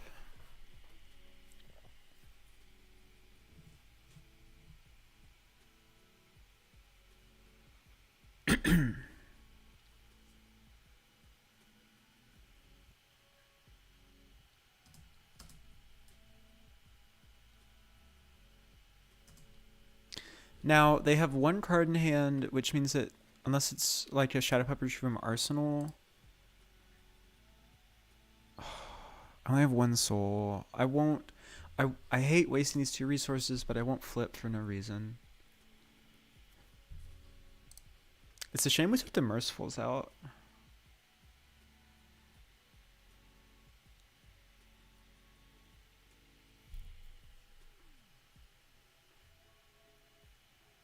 Alright.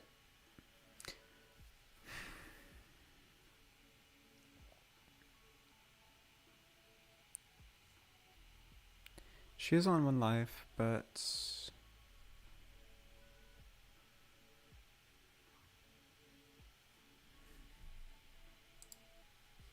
Not dead to debt. There's 5 rune chance, so you can play the Annihilation. I also didn't have a priority window in between the banish and the play.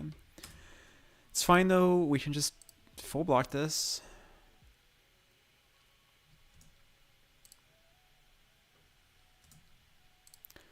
Quillhand is down. At some point, there's just going to be a whiff. I hope. We didn't really have much of a choice that turn cycle, because if Widespread deals any damage this turn, we have to banish a card from hand. So, like, full blocking was really the only option.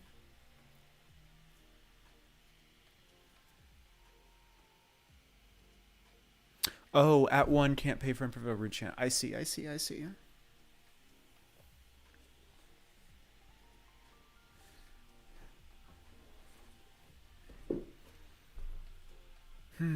We've got to find a way to close this game.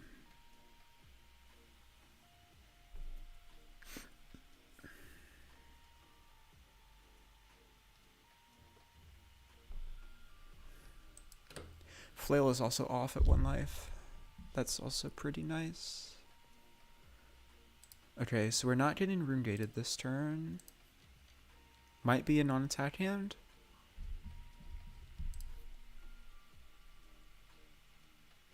Spellblade Assault. These Howl from Beyonds are spicy. They've been putting in work. And then this is an attack from Arsenal. It's just a Spellblade Assault. Okay.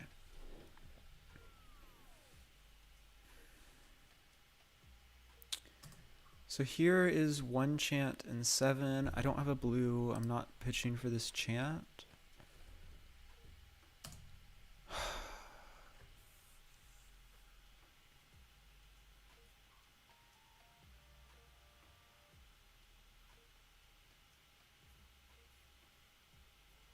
Wonder why I didn't banish Howl. I think to get this 2-block non-popper out of their hand. Out of her hand, because at this point, if I'm not being popped, the game is just over, right? That's the line that I see there, at least, in terms of why the envelope was thrown away. Soul Shield, Awaken, attack with Bologna, banish. And then Arsenal, the Red War Tune. Yeah.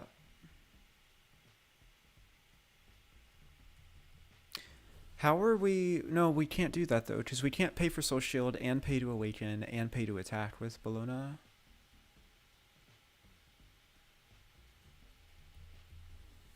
So it's just Soul Shield, send Red War Tune.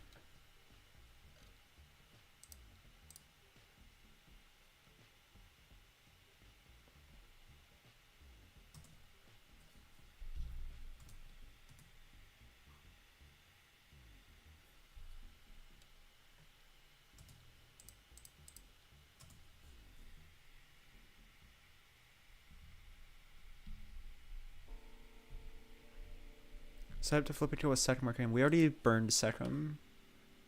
Quite a few turns ago at this point. Gosh, Figment or Ravage's art is just so insane. It's so good. Gotta be the best part of Illusionist, right? It's just how insane the art is. No popper? No popper, let's go.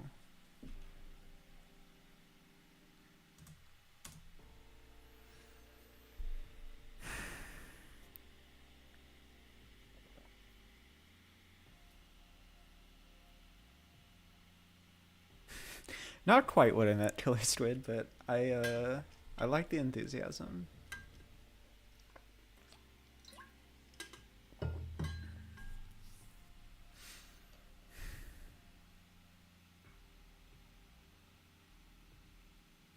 I feel quite incentivized to full block this.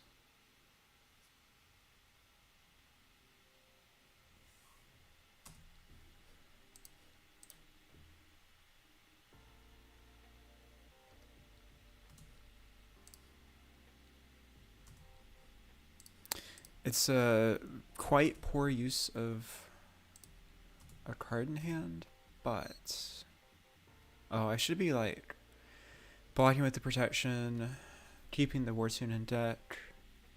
It's fine though.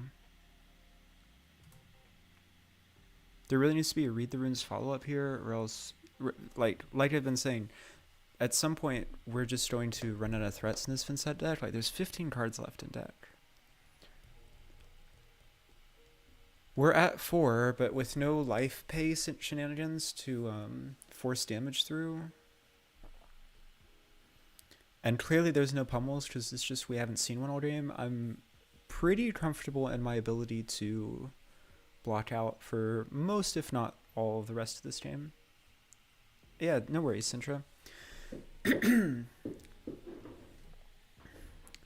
Thought the war on the board was Ravages, so much red. Yeah, I guess they're pretty similar art-wise. A lot of the figments actually have that. So this is very red with Sekram in the background. This also has Bologna wearing a red cape. Figment of Protection also has a red shawl. What's up with that? I thought Sol was supposed to be... No, we're not near Clean Victory. I thought Sol was supposed to be like the city of light and life and yellow. This is a lot of kind of violent coloring in my pure illusionist cards. Marvels, it's a lot easier to tell. That's very true. Figment art tier list would make a good slot stream. Writing it down, Zachary. I will actually write that down right now.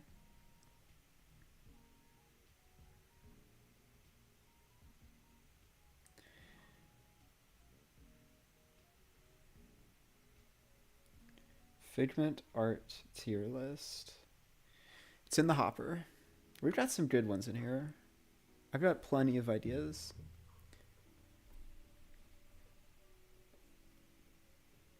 Oh yeah, the Figment Protection playmat is absurd. Personally, I play on my Herald of Erudition playmat, which, you know, it's just so hard to beat that card. It's by my favorite Flesh and Blood artist, Alexander Markov, or Sasha Markov. It's like Herald of Erudition is like the premium Herald in Prism. It's just so hard to beat. And I have some great memories about like decisively winning games with that card. So there's even like a sentimental attachment. It's just the art blown up. You get to see all the details and like the almost like carvings on the face and the tree in the background. It's incredible. But I will say Herald of Erudition, while Markov is my favorite Flesh and Blood artist, Herald of Erudition is not my favorite art. Current player's inactive. That's fine. She had to step away. Favorite Flesh and Blood art in the whole game, and this might be controversial. I think it's a very unpopular opinion or quite a hot take. Not the Death Whistle. Also a Markov piece, but it's just the lighting in that art is so ingenious in kind of making this like still tranquil moment before the tension on the bowstring is released. It's just, there's this kind of like calm serenity in knowing this arrow will find purchase in its target just through the lighting alone, completely ignoring the fact that like it's one of the few arts of Azalea where she's not super edgy and gory and dark and brooding. It's a great piece. Azalea Cult Rise Up. I'm not the biggest Azalea fan, but that art in particular just really speaks to me. Lumina Ascension art is also fantastic.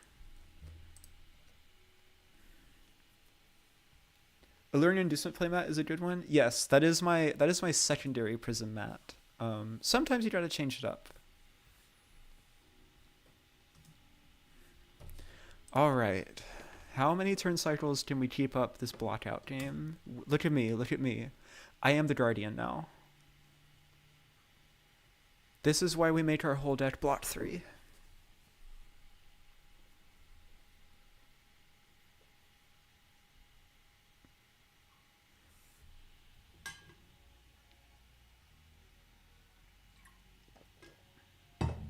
But favorite art that is an illusionist card, it's not Herald of Erudition, and it's not even by Makov. Are there any instant auras in the deck left? We have some Arclight Sentinels left, my lord. Merciful Retribution by Eleanor Pitiera. What? It's so good. It's gorgeous. If you've never looked at the full art to like see the tears rolling down the face and see the face of the child being protected, you should take some time to go look at that in full scale and not shrunk down on a card. It's just gorgeous. Pitching Reed and Mauve.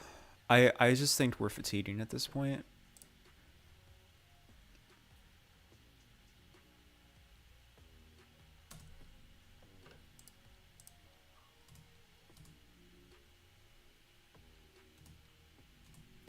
There's a Metamorph playmat?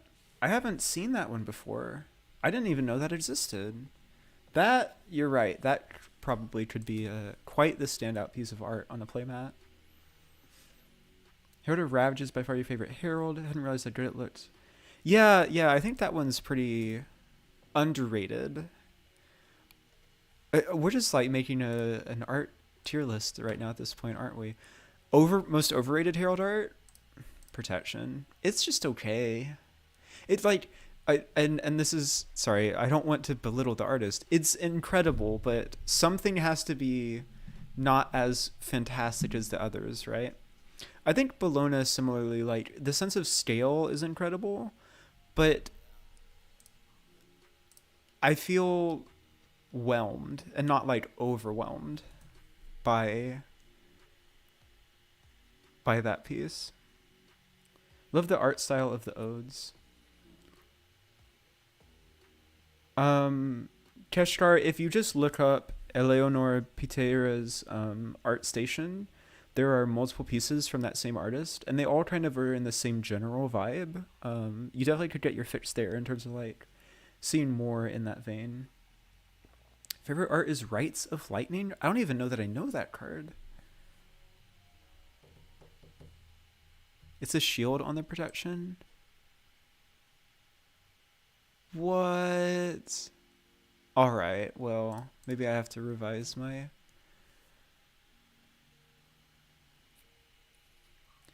Rebirth is the most meh Herald. Yeah, it's you might be right. You might be right.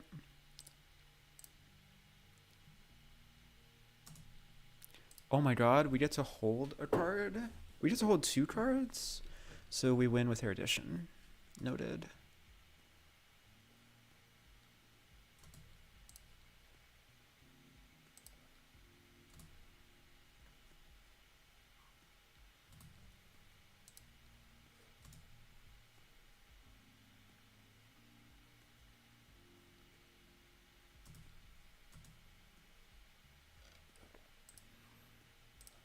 Alright, unless there is a surprise popper that I don't remember. Dominate to close the game. Oh, Lightning Surge is really good. You're totally right.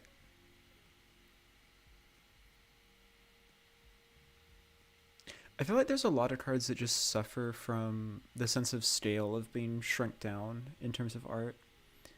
Heaven Claws looks sick in foil. See, I kind of am the other way. I've always felt that a lot of the lightning cards... I've always felt that a lot of the lightning cards kind of hurt my eyes because there's just like giant swaths that have no pigment. It's just the foil. Wish you were in the game in Aria. Elemental nature of everything sings to my hippie soul. Aria was a wild time. I think it was... oh my gosh, they have it? They have the D-React. No, disaster.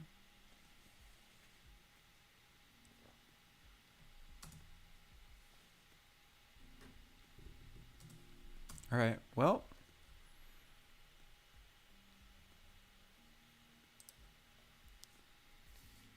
so the cycle continues. This has been a bloody battle right to the very end. Have I looked at Fulminate up close? I have. It was a playmat. It was the promo playmat at the very first calling I ever went to, calling Cincinnati. It was Aria sealed. I had been playing the game for about 1 month, and I opened the most absurd sealed pool I have ever seen in Flesh and Blood in my life. I had a Channel Mount Heroic. I had a Crown of Seeds. I had 2 Lightning Presses, and I had 2 Flicker Wisps, which were in the same pack, one in the regular slot, one in the foil slot. I went 4-3, missing day 2 by 1 loss. And I wish so badly I could go back in time and have that event back, because I know that deck should have been like an X1 or XO deck in day 1. I just wasn't competent enough as a player to realize it back then. We used our Ironrot Vestige. Yeah. I mean, we both we got a resource out of Vestige of Soul this game, right? But so funny story from that calling, actually. I almost got disqualified at my very first event ever. So round 3, I'm starting off 2-0, because my deck is just straight gas. Like, and even I'm not a very good player, it doesn't matter. I'm just like killing it, because the cards just play themselves. I was playing Briar, of course, and I'm at like table 12. It was just this little relative kid in terms of Flesh and Blood. I don't have any idea what I'm doing. I've barely played paper trading card games before, and the last time was pre-COVID. I get deck checked, random deck checked. That's perfectly fine. And it takes a long time, like 12 minutes. And the judges finally come back and they pull me to the side. Think you can awaken and kill this turn? Yes. Yes, we can. So the judges pull me to the side and they're like, do you notice a pattern with these cards? And they hand me my deck back. And I look and like 4 of my cards are upside down relative to all the rest of the cards, and I'm like, how did that happen? Because I had no idea. And they grilled me and they're like, we noticed that some of these cards are like relatively high power level, like Lightning Press and stuff, and they're opposite next to the rest of your cards. And I'm like, I'm racking my brain like, what's going wrong here? How did this happen? It were all cards that didn't block or didn't block well, and Genius Me will banish to make this 5 power, was arsenaling them and putting them on the bottom with Crown of Seeds because they didn't block. Excuse me. And then, because I had never played with Crown of Seeds before, I'm just like, throwing them on the bottom of my deck, not thinking about anything, and I was putting them on the bottom in the wrong way and just didn't notice in between games. And I nearly got disqualified for that. I eventually explained, like, I opened Crown of Seeds. I've never played with this card. We figured out the play pattern that was causing that. And they were like, I got like an official warning. And I was scared for my life. This is like poor little, like, barely new to the game me. But yeah, I did not convert that to a day 2. Really wish I could have that event back. It would be very different nowadays, but it was it's a great story to tell in terms of like, hey, always check the orientation of your cards whenever you're putting pitch on the bottom. It definitely like hard coded that in my brain. Good game, Syndrome. Yeah, I had put them upside down in my arsenal so that I could pick them up and look at them the right way, but then I was just picking my deck up and setting it on my cards without flipping them back around. Whew. All right. Been going for 2.5 hours. I've got 1 or 2 more games left in me. We'll see if my voice holds out that long, but we'll try. We can hop back in the queue. Open format. Wish you could run a Coin Vegas. You wish you could have Colin Vegas back. You started 3-1, including beating Prism in round 4. Yeah, that was a long game, Syndrome. We just, neither of us could find a guaranteed way to close. It was interesting. You can see the events I've played in the past. Heavy CC, no living legend, please. I don't want to really play the mirror right now. I'm not going to enter that lobby.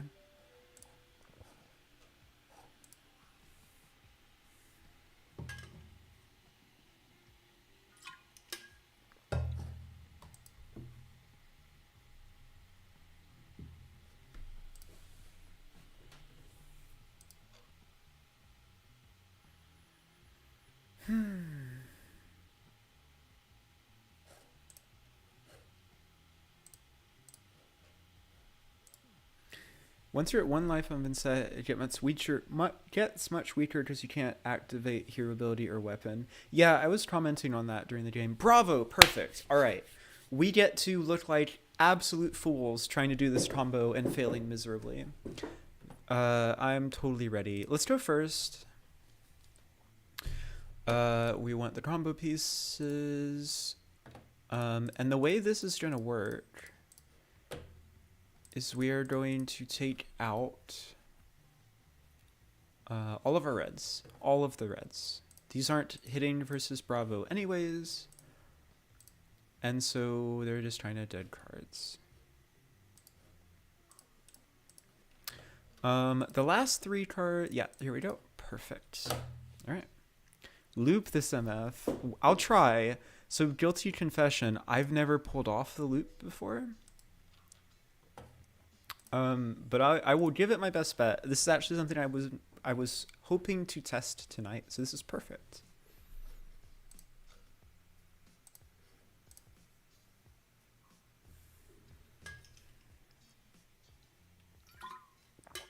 No soul food, turn 0, so sad.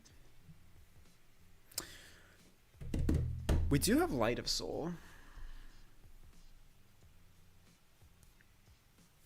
So we can just start the game with 2 Figments. Hey, that seems pretty good. That seems very good. Also gets this passing back. May I have some loops? I will try. Will try my best.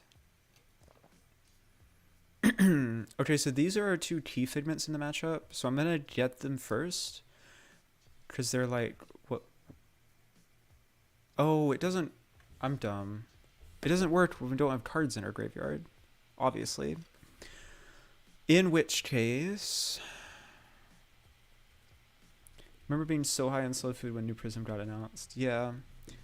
In which case, I'm just like throwing this and hoping to free roll this Light of Soul. Didn't even hit. This is bad.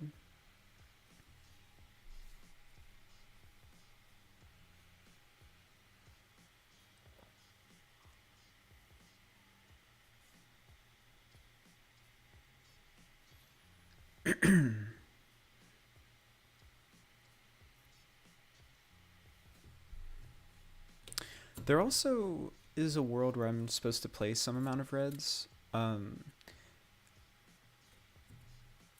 Right now, I'm playing mono, yellow, and blue so that I'm much more likely.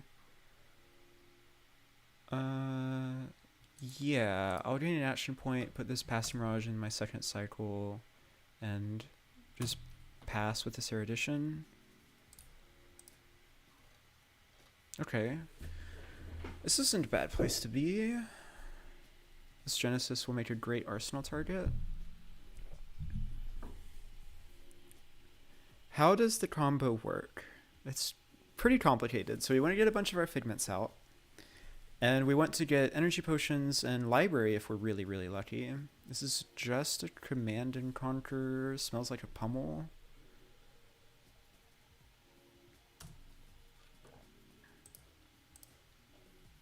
Do you have the pummel? No. Okay. In which case, Throw addition. Yeah,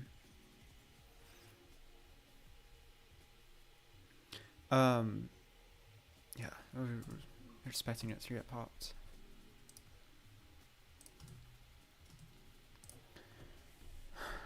Soul food? This is not a soul food hand.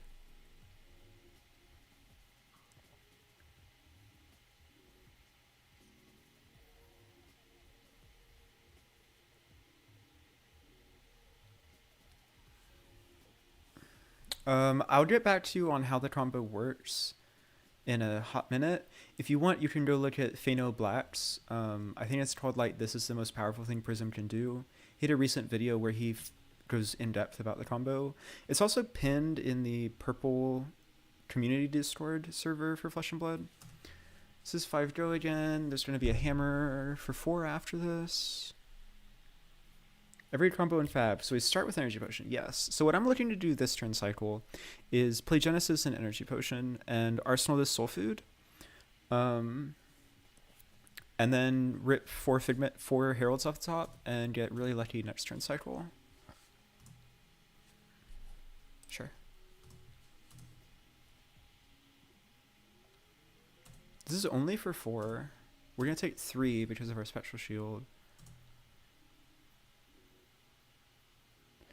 Am I gonna put this Figment of Erudition in my soul? How many Figments do I have? 7? 6? 7? 6.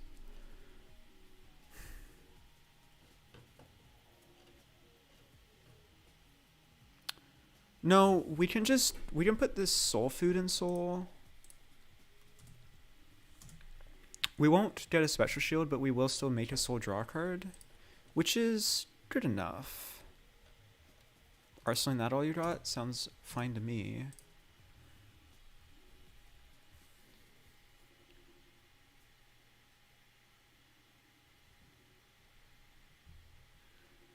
Now this becomes a pretty real question that we're asking Bravo. If he doesn't have Go again, his turn is just going to be kill Genesis Pass.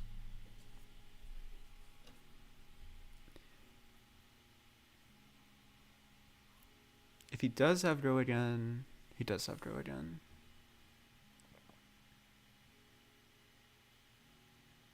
Oh, but he's got like no resources in hand. Or at least not a blue that turns on Zealous. I'm pretty happy to evacuate here. This is just a 3-block. It's never online versus Bravo.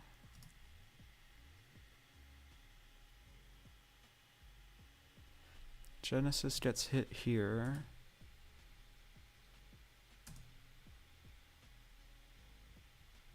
Oh, this was foolish of me. I should have blocked with an additional card because I can't use this Ravages here. Yeah, that was just my bad.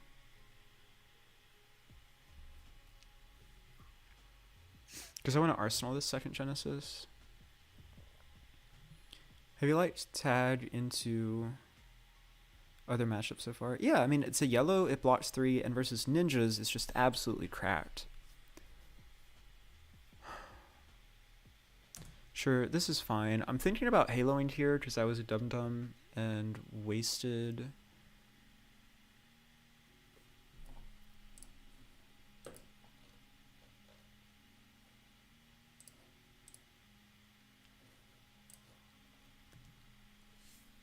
Wasted this card in hand when I could be at 25. I can like just get protection. I would need to shuffle anyways because my Light of Soul is on the bottom and I would really like to draw it. Okay, it's not a great halo, but it'll be fine probably.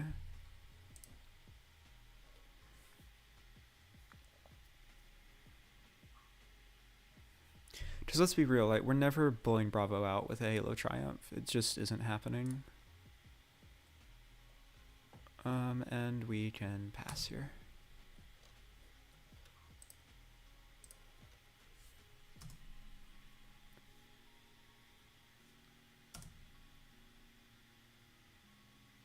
Gross. Yeah, I think we're just gonna die.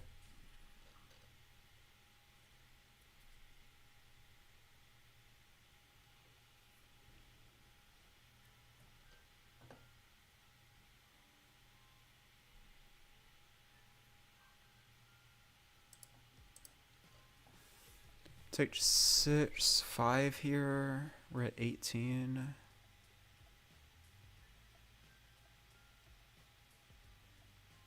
Can play our second Genesis and buy some breathing room this turn cycle.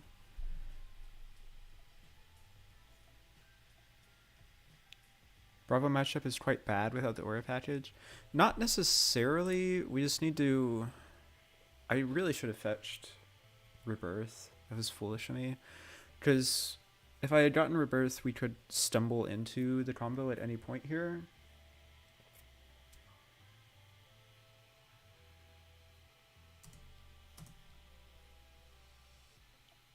Bravo feels like the matchup could totally shut Prism out of the game more than anyone else.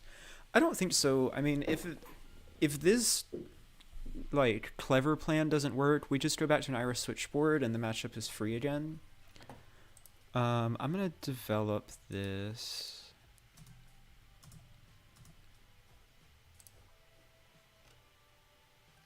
It's just kind of like, do we want to have game into Bravo? Or do we want to have a slightly better time into the aggro heroes? Because having the Iris switchboard means that we have to play more blues, which means that we don't have really space for reds. So things get iffy there. I think in the short term, it probably will be an Iris switchboard, but I have faith that like we can figure this out. I think I've already made at least 2 decisions this game that probably could have been better. I'm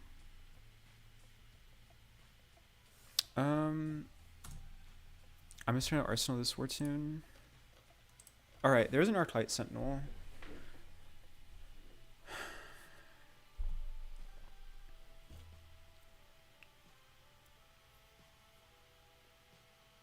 We really need this ALS in the yard because...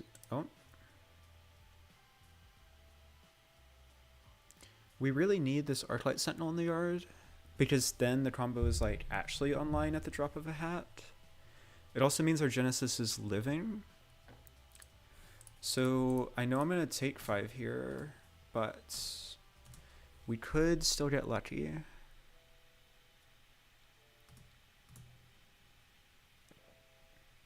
Why not Reality Refractor? It plays off your yellows.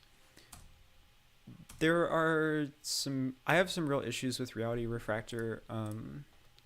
If your opponent respects Spectra and Reality Refractor doesn't have Go again, you just can never meaningfully develop your board. God, I'm so dumb. If we... If I had gotten Avalon, we would have the combo.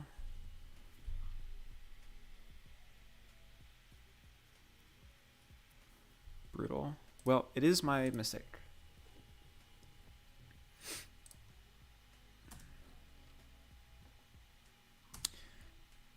Yeah, you have to alternate between turn cycles of playing auras to attack with Reality Refractor.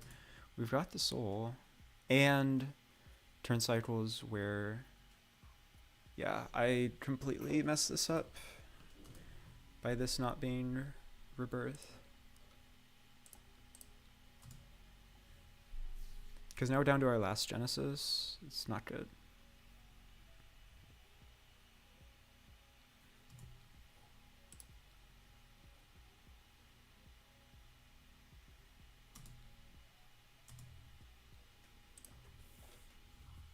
There's our Light of Soul back. We just have no board state. This game's over.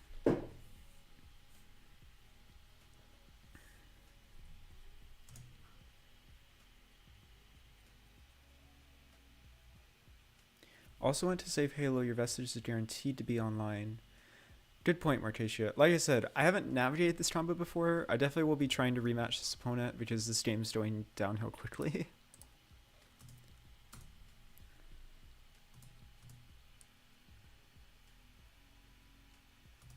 This is hammer at me. It's only for 4.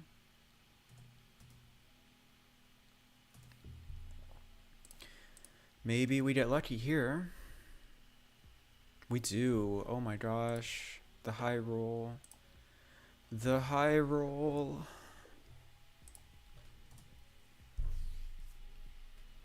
Alright, we're not dead.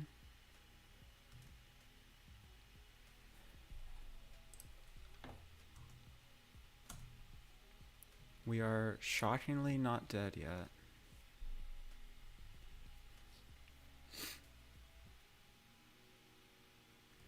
Really need a blue though.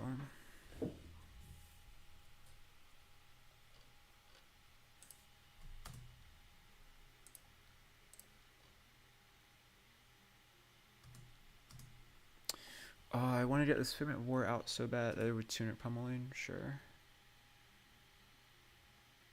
Yeah.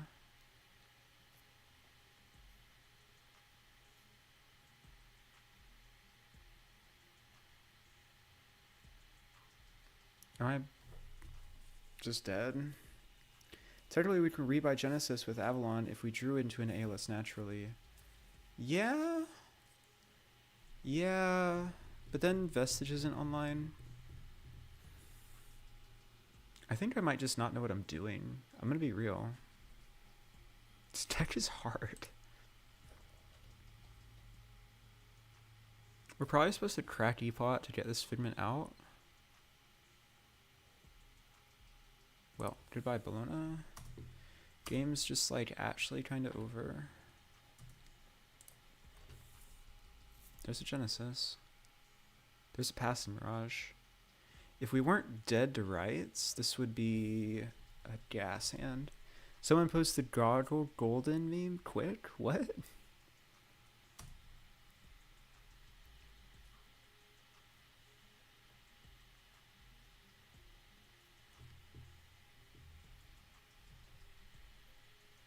We're like an energy potion away from popping off, by the way.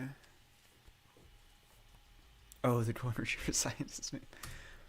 Yeah, we're an energy potion away from just kind of winning, which is wild. The other wild part is we're not dead. Soul Shield's a hell of a card. Oh no, they Crater Fisted. That's hilarious. We're so dead. 6, 7, 8, 9, 10, 11, 12, 13. Alright, good game. Let's offer a rematch and see if I can not play like a buffoon.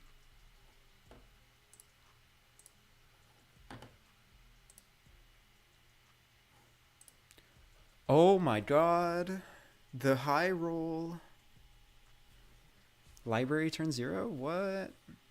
Doesn't loot break if you just don't draw enough resources. That is correct. That is why we are playing literally 0 red cards.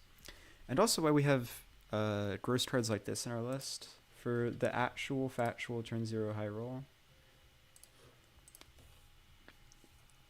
Yeah, so we get to do this.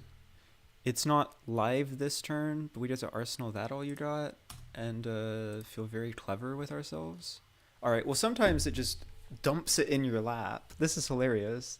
Exactly the opposite of the problems we were having last game.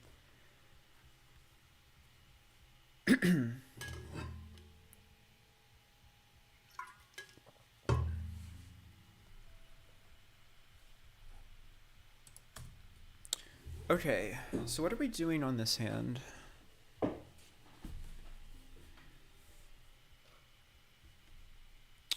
We are playing that all you got to block defensively. We're playing Wartune Herald, pitching Figment of Ravages, into Energy Potion, Arsenal ALS. Alright, that's the plan.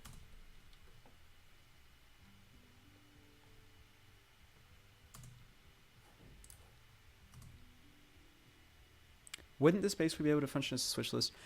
So like, yes, but also it would only have like 24 blues in a switch list, which is not a lot at all. I think it still may be correct. I think it may just be correct to like play 18 or even 21 main blues in even your aggro. Oh, this is just so it's hammer for 6, sure. Configs, which I think will sacrifice some percentage points into ninja, but it will definitely like give you a real out versus decks that you don't want to specifically ALS loop.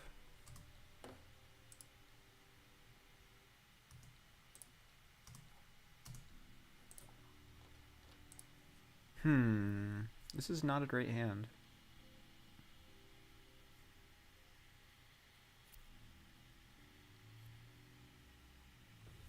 How many blues does a switch list tend to need? I like having more than 30.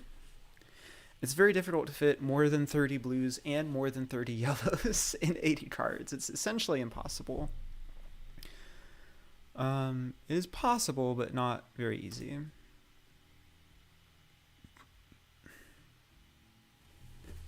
Okay, so I kind of like taking a bunch of damage here, and then on my turn, playing ALS, Arsenal Soul Shield, and getting Library proc.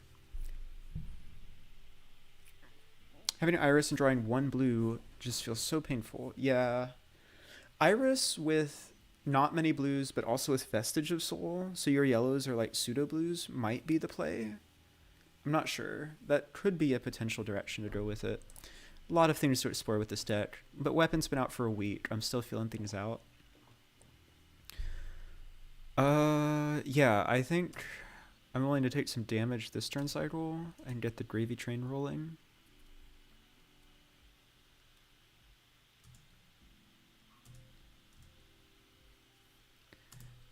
$25 life deficit.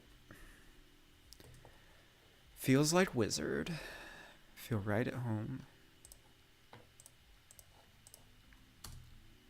ALS go.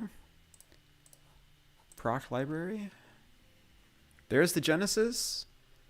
We might just stumble into the combo right here, which is kind of wild.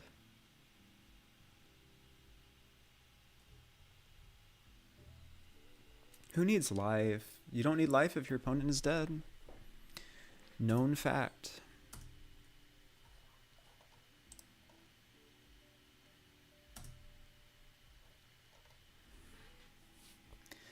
LFG.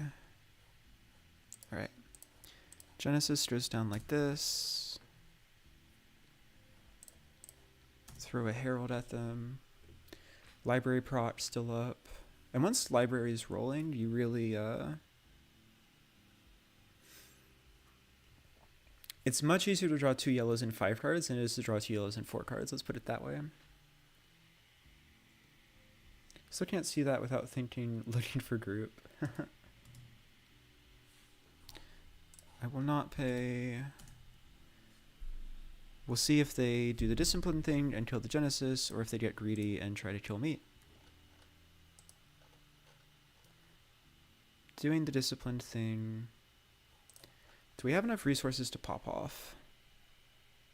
Forgot how crazy library is? It's insane, Matt. It's actually insane.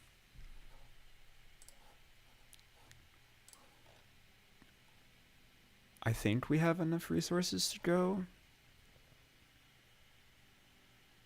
Others pitching differently? Sure. Okay, let's think about this.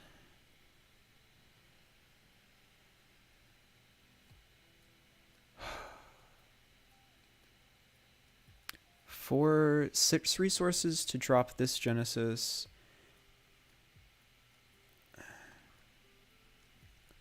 4, 5, 6, 7 resources to drop this Genesis and Halo. Oh, but when they have...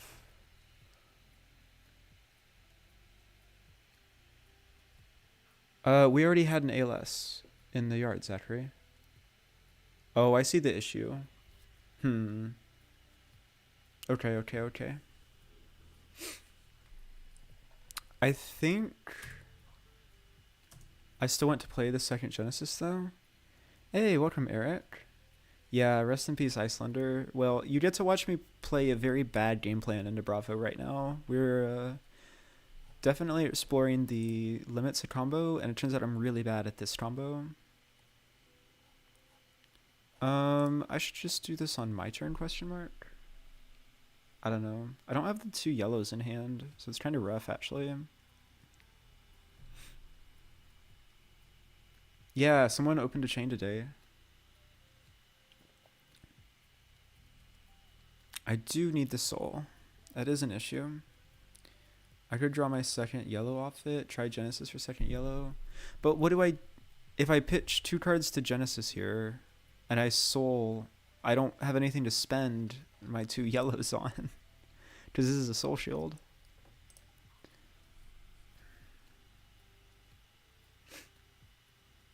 Wait a minute.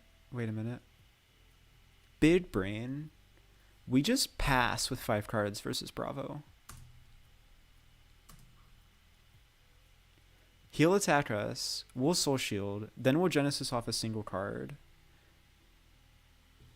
I don't know. I'm just having fun at this point. I have realized very quickly I don't understand how to work this combo well enough versus Bravo. So I'm probably going to go back to my switchboard after this. I'll be real. But this was a good learning experience.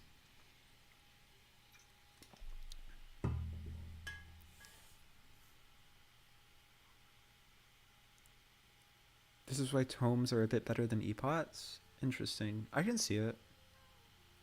I just like having epot in my back pocket to always be available.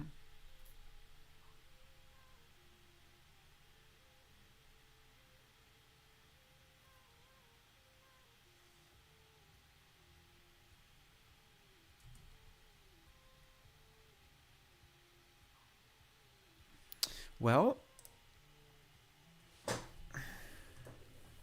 thank God you suffered all those streams of message before.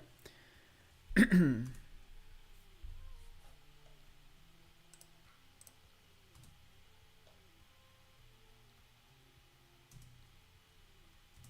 my God, we're already at 3. Or at 13. We're so dead. Why am I not playing an Iris switchboard?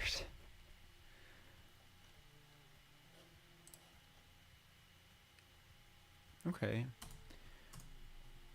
We'll throw that card in Arsenal. Hey, there's the figment that we want on the board.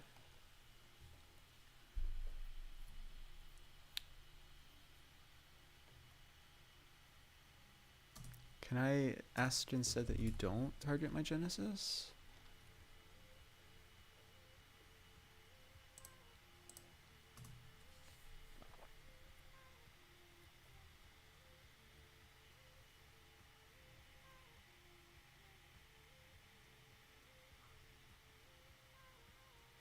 Alright. Well, we've got most of the ingredients set up at this point, because I'm just trying to play this Figment of Rebirth and draw 5 cards off a library. If we don't get here on this game, then I just shouldn't play this strategy.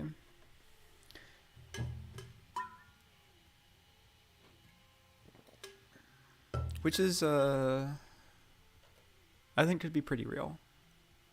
Yeah, just block with Starstruck. It says Phantasm.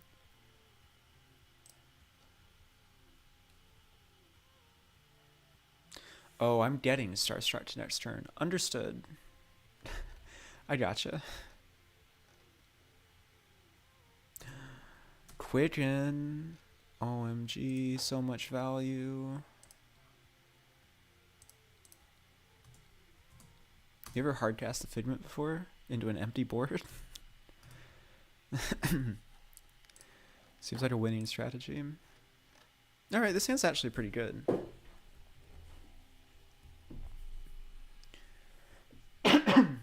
Excuse me.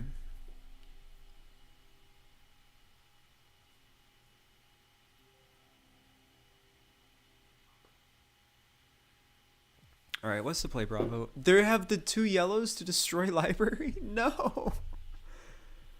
Disaster. You need an Epot in play, Genesis and Arsenal, ALS and Grave, and draw into the second Arsenal to get second ALS, if you're not mistaken. Alright, well, that's just not happening. Unlucky. Wow. Goodbye, Great Library of Salona. Oh, that Ashna's go again. That's right. Ugh.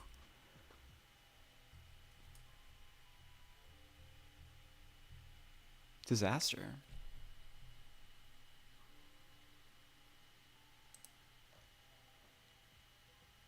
No. I'm gonna not block like a dummy.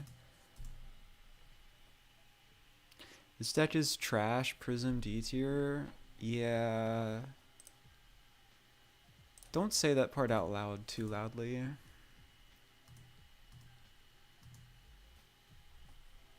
I didn't take any damage there, at least.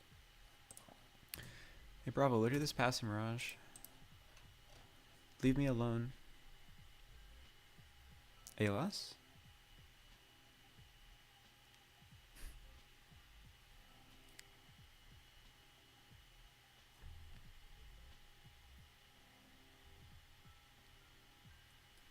Alright, so if I arsenal this ALS...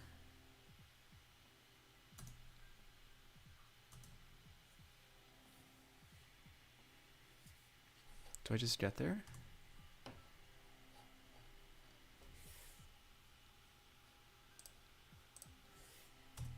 This is my second ALS, right? Yes. I've got one Genesis left, so I have to make it count. We're not dead yet, which is nice. I also still have Halo up, so I could get Bologna at some point.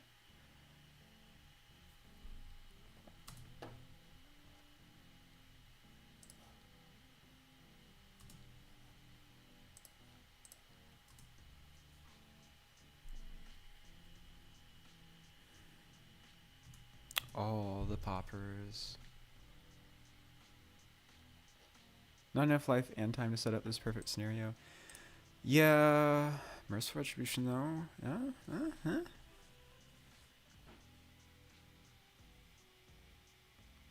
Save Halo for Soraya when you start the combo. The Ponder token will help you draw into the ALS you put on top. Oh.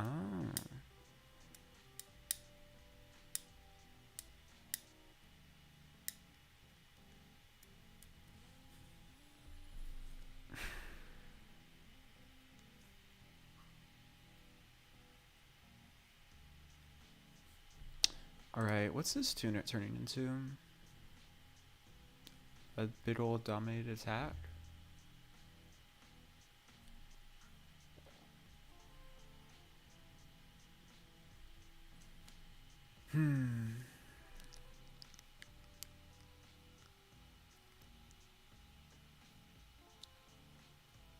How dead am I? Pretty dead. Pretty not in a great spot.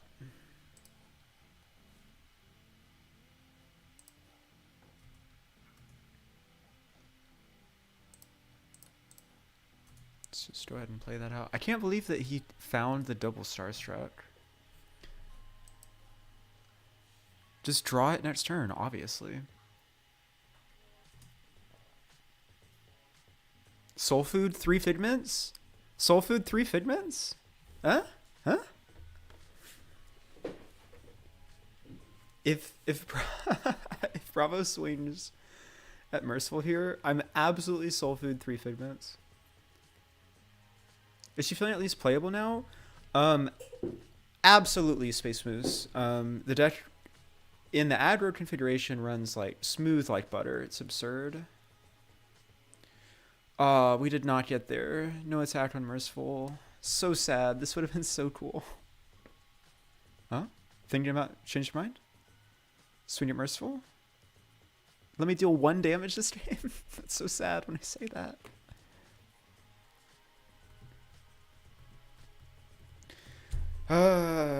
We're not so back.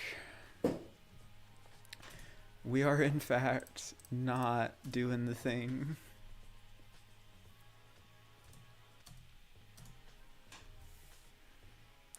Hey, but free soul.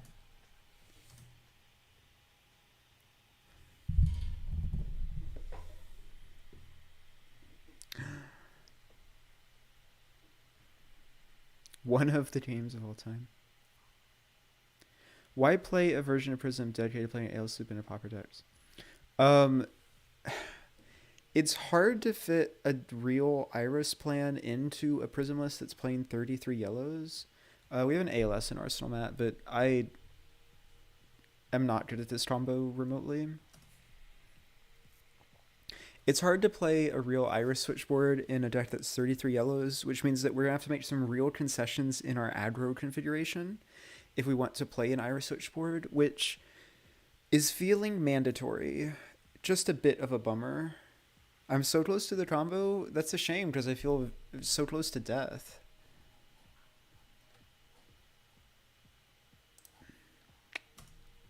Take 2 here. I'll soul shield the Anothos. Whatever happened to Angel combo? I mean, you're kind of watching Angel combo, which also I'm just not sure really gets there.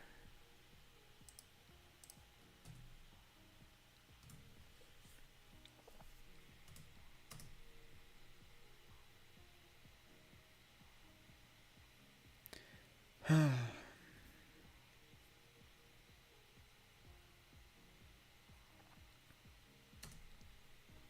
I want to go to 1? Not particularly. What do I think of Reprimand Blinding Beam? I think they're fine in matchups that have a lot of 6 powers. The issue is Bravo has a lot of... I'm dead. I'm so dead. I drew 3 non-box. The issue is Bravo has a lot of like 8 powers. Oh my god, I'm not dead. Now hold on. Now hold on. Hold on. I'm not dead.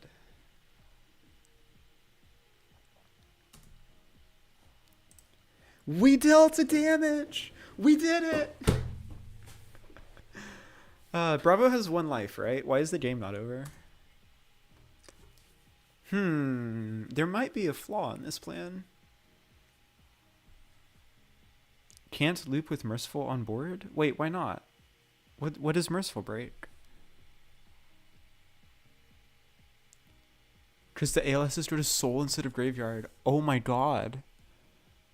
Wait, so why did I put Merciful Retribution in my deck if it literally turns the combo off? I'm a fool. Oh, that's awesome. So like we actually just can't win this game.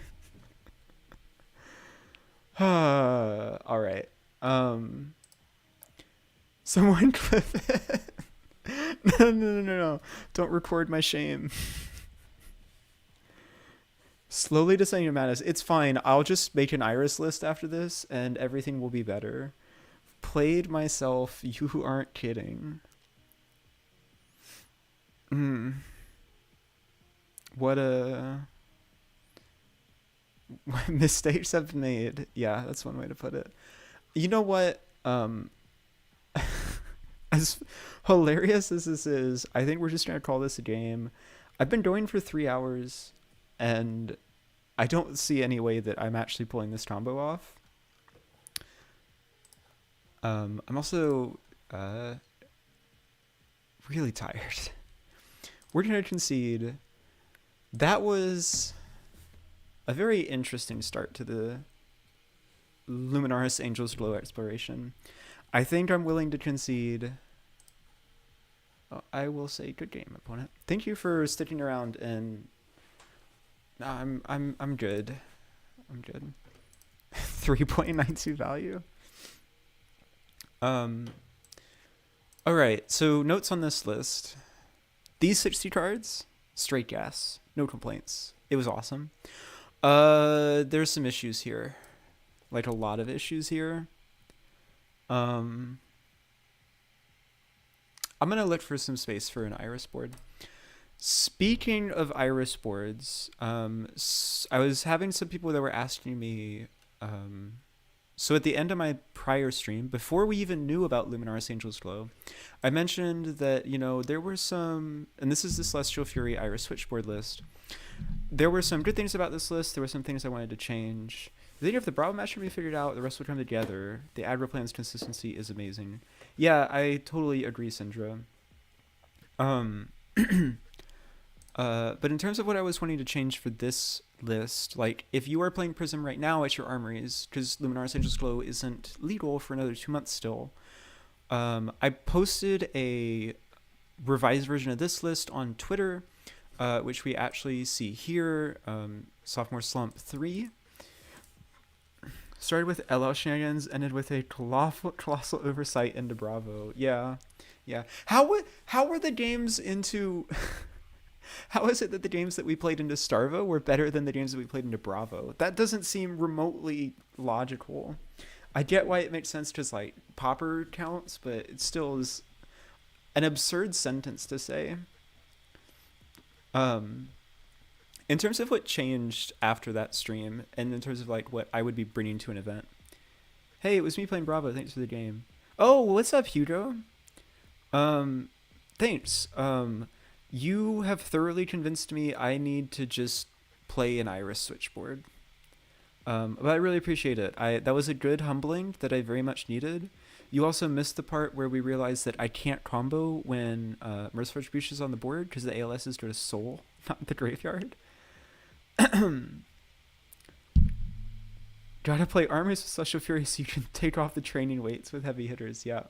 So in terms of what's different in these lists, can y'all still see this? No, y'all only see one. Okay, let me do this then.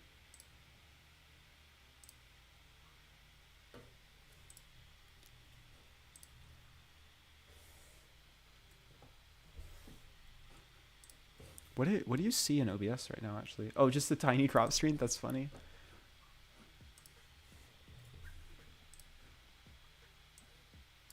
Okay. So in terms of what I've changed and kind of talking through why, because this AD I am very confident about. I feel quite sound in my logic. So I believe the Bravo matchup is winnable with Lad. So Matt, I agree with you. It's probably winnable. But I think it's one of those situations where the juice isn't worth the squeeze. It's like how you could beat Oldhim with Frost-Hex combo as Icelander, but it was just more efficient to play Raging Onslaughts and Wounded Bulls and tempo them in the first cycle. I think we're seeing a similar situation here. Of course, you can combo Bravo if you want to. It's just easier to play the Iris sideboard, and saving brain power during events is a real thing. In terms of how I'm changing the current list, so we've got the most updated version here on the left, what I played last time on stream on the right. Yeah, lag is Angel's Glow. Tenacity was too cute, it just wasn't doing enough, and it was also maybe a bit too red dense. Similarly, I thought Figment of War was one too many Figments in that configuration. I think Figment of War is excellent with lag, and I'm absolutely playing it there. And then I just went up to Max Herald of Triumph. It just turns out that being robust to a popper is essentially the best thing this deck can be doing, and it's absolutely worth playing 9 of, even though it isn't coming in at a breakpoint. And the only other things I changed really is I shuffled around. I took out Heart of Fyendal because we already have a bunch of no blocks. And that deck has a tendency to draw do-nothing hands. I added in some more Monder's Diplomacies, making room by cutting one more Enigma Chimera. This is just an Azalea tech card is what it comes down to. She's been performing really well in the last couple of events, and while we have a reasonable matchup into her with this Celestial Fury list, I think Diplomacy significantly improves the matchup. So yeah, really it's just Diplo in, Herald of Triumph in, the underperformers come out. But that's kind of where I currently am at in like Prism that is currently legal in Classic Constructed, and that's also included in the description below. This deck here. But in terms of what I played today, I loved the main board 6C. Did not love this.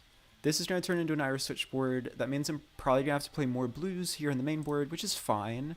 Not ideal, but fine. And that's about my impressions from today. The consistency improvement is noticeable. And playing no Iris is difficult. We'll go with that. Those are my two big conclusions from the day. Thanks for starting down this Angel's Glow journey with me. I think I'm gonna call it a stream there. And thanks for hanging out. We just hit 100 concurrent viewers tonight. That's insane. I never would have expected that to even like remotely happen. So I hope that you enjoyed the stream, and thanks for hanging out. Thanks for chatting with me. How did Vestige feel overall? It was fine. It was fine. Not great, but fine. I think I got a few resources out of it, probably similar to if I had played Tunic. GG's. Thanks for watching. And if you do the stuff, if you enjoyed the stream, like, subscribe, maybe leave a comment. I normally don't say that. I'm just trying to fulfill your expectations as your friendly streamer and YouTuber. Have a good night.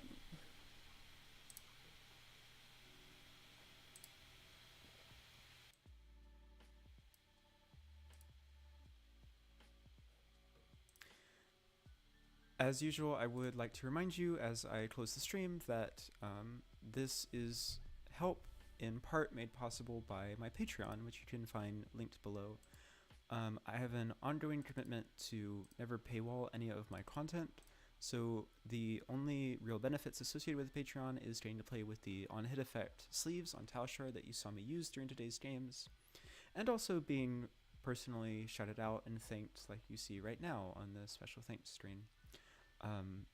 While the Patreon is still relatively small, I'd like to also verbally shout some people out. So today, thank you to Zachary Couchy, Couchy? Let me know how to say your last name, Zach. Andre Johue, Bridget Atnip, Brandon Markowski, Levi Rauch, and Bluebird. It's getting large enough to the point where it feels awkward to say everyone's name, so I'll just shout out at random, but really, thank you everyone who helps. It's just a nice way to say that you enjoy the stream and want to help me make more and more high quality content. If you haven't seen it yet, I just uploaded earlier today an edited version with commentary of Icelander's last classic constructed game, the Battles of Final Hard and Wallonia, brilliantly piloted by Kevin Zonker versus Albert Guyot on Dromai. It is a very interesting game that starts slanted very heavily in one direction and, well, you know the ending. Thanks for watching, everyone.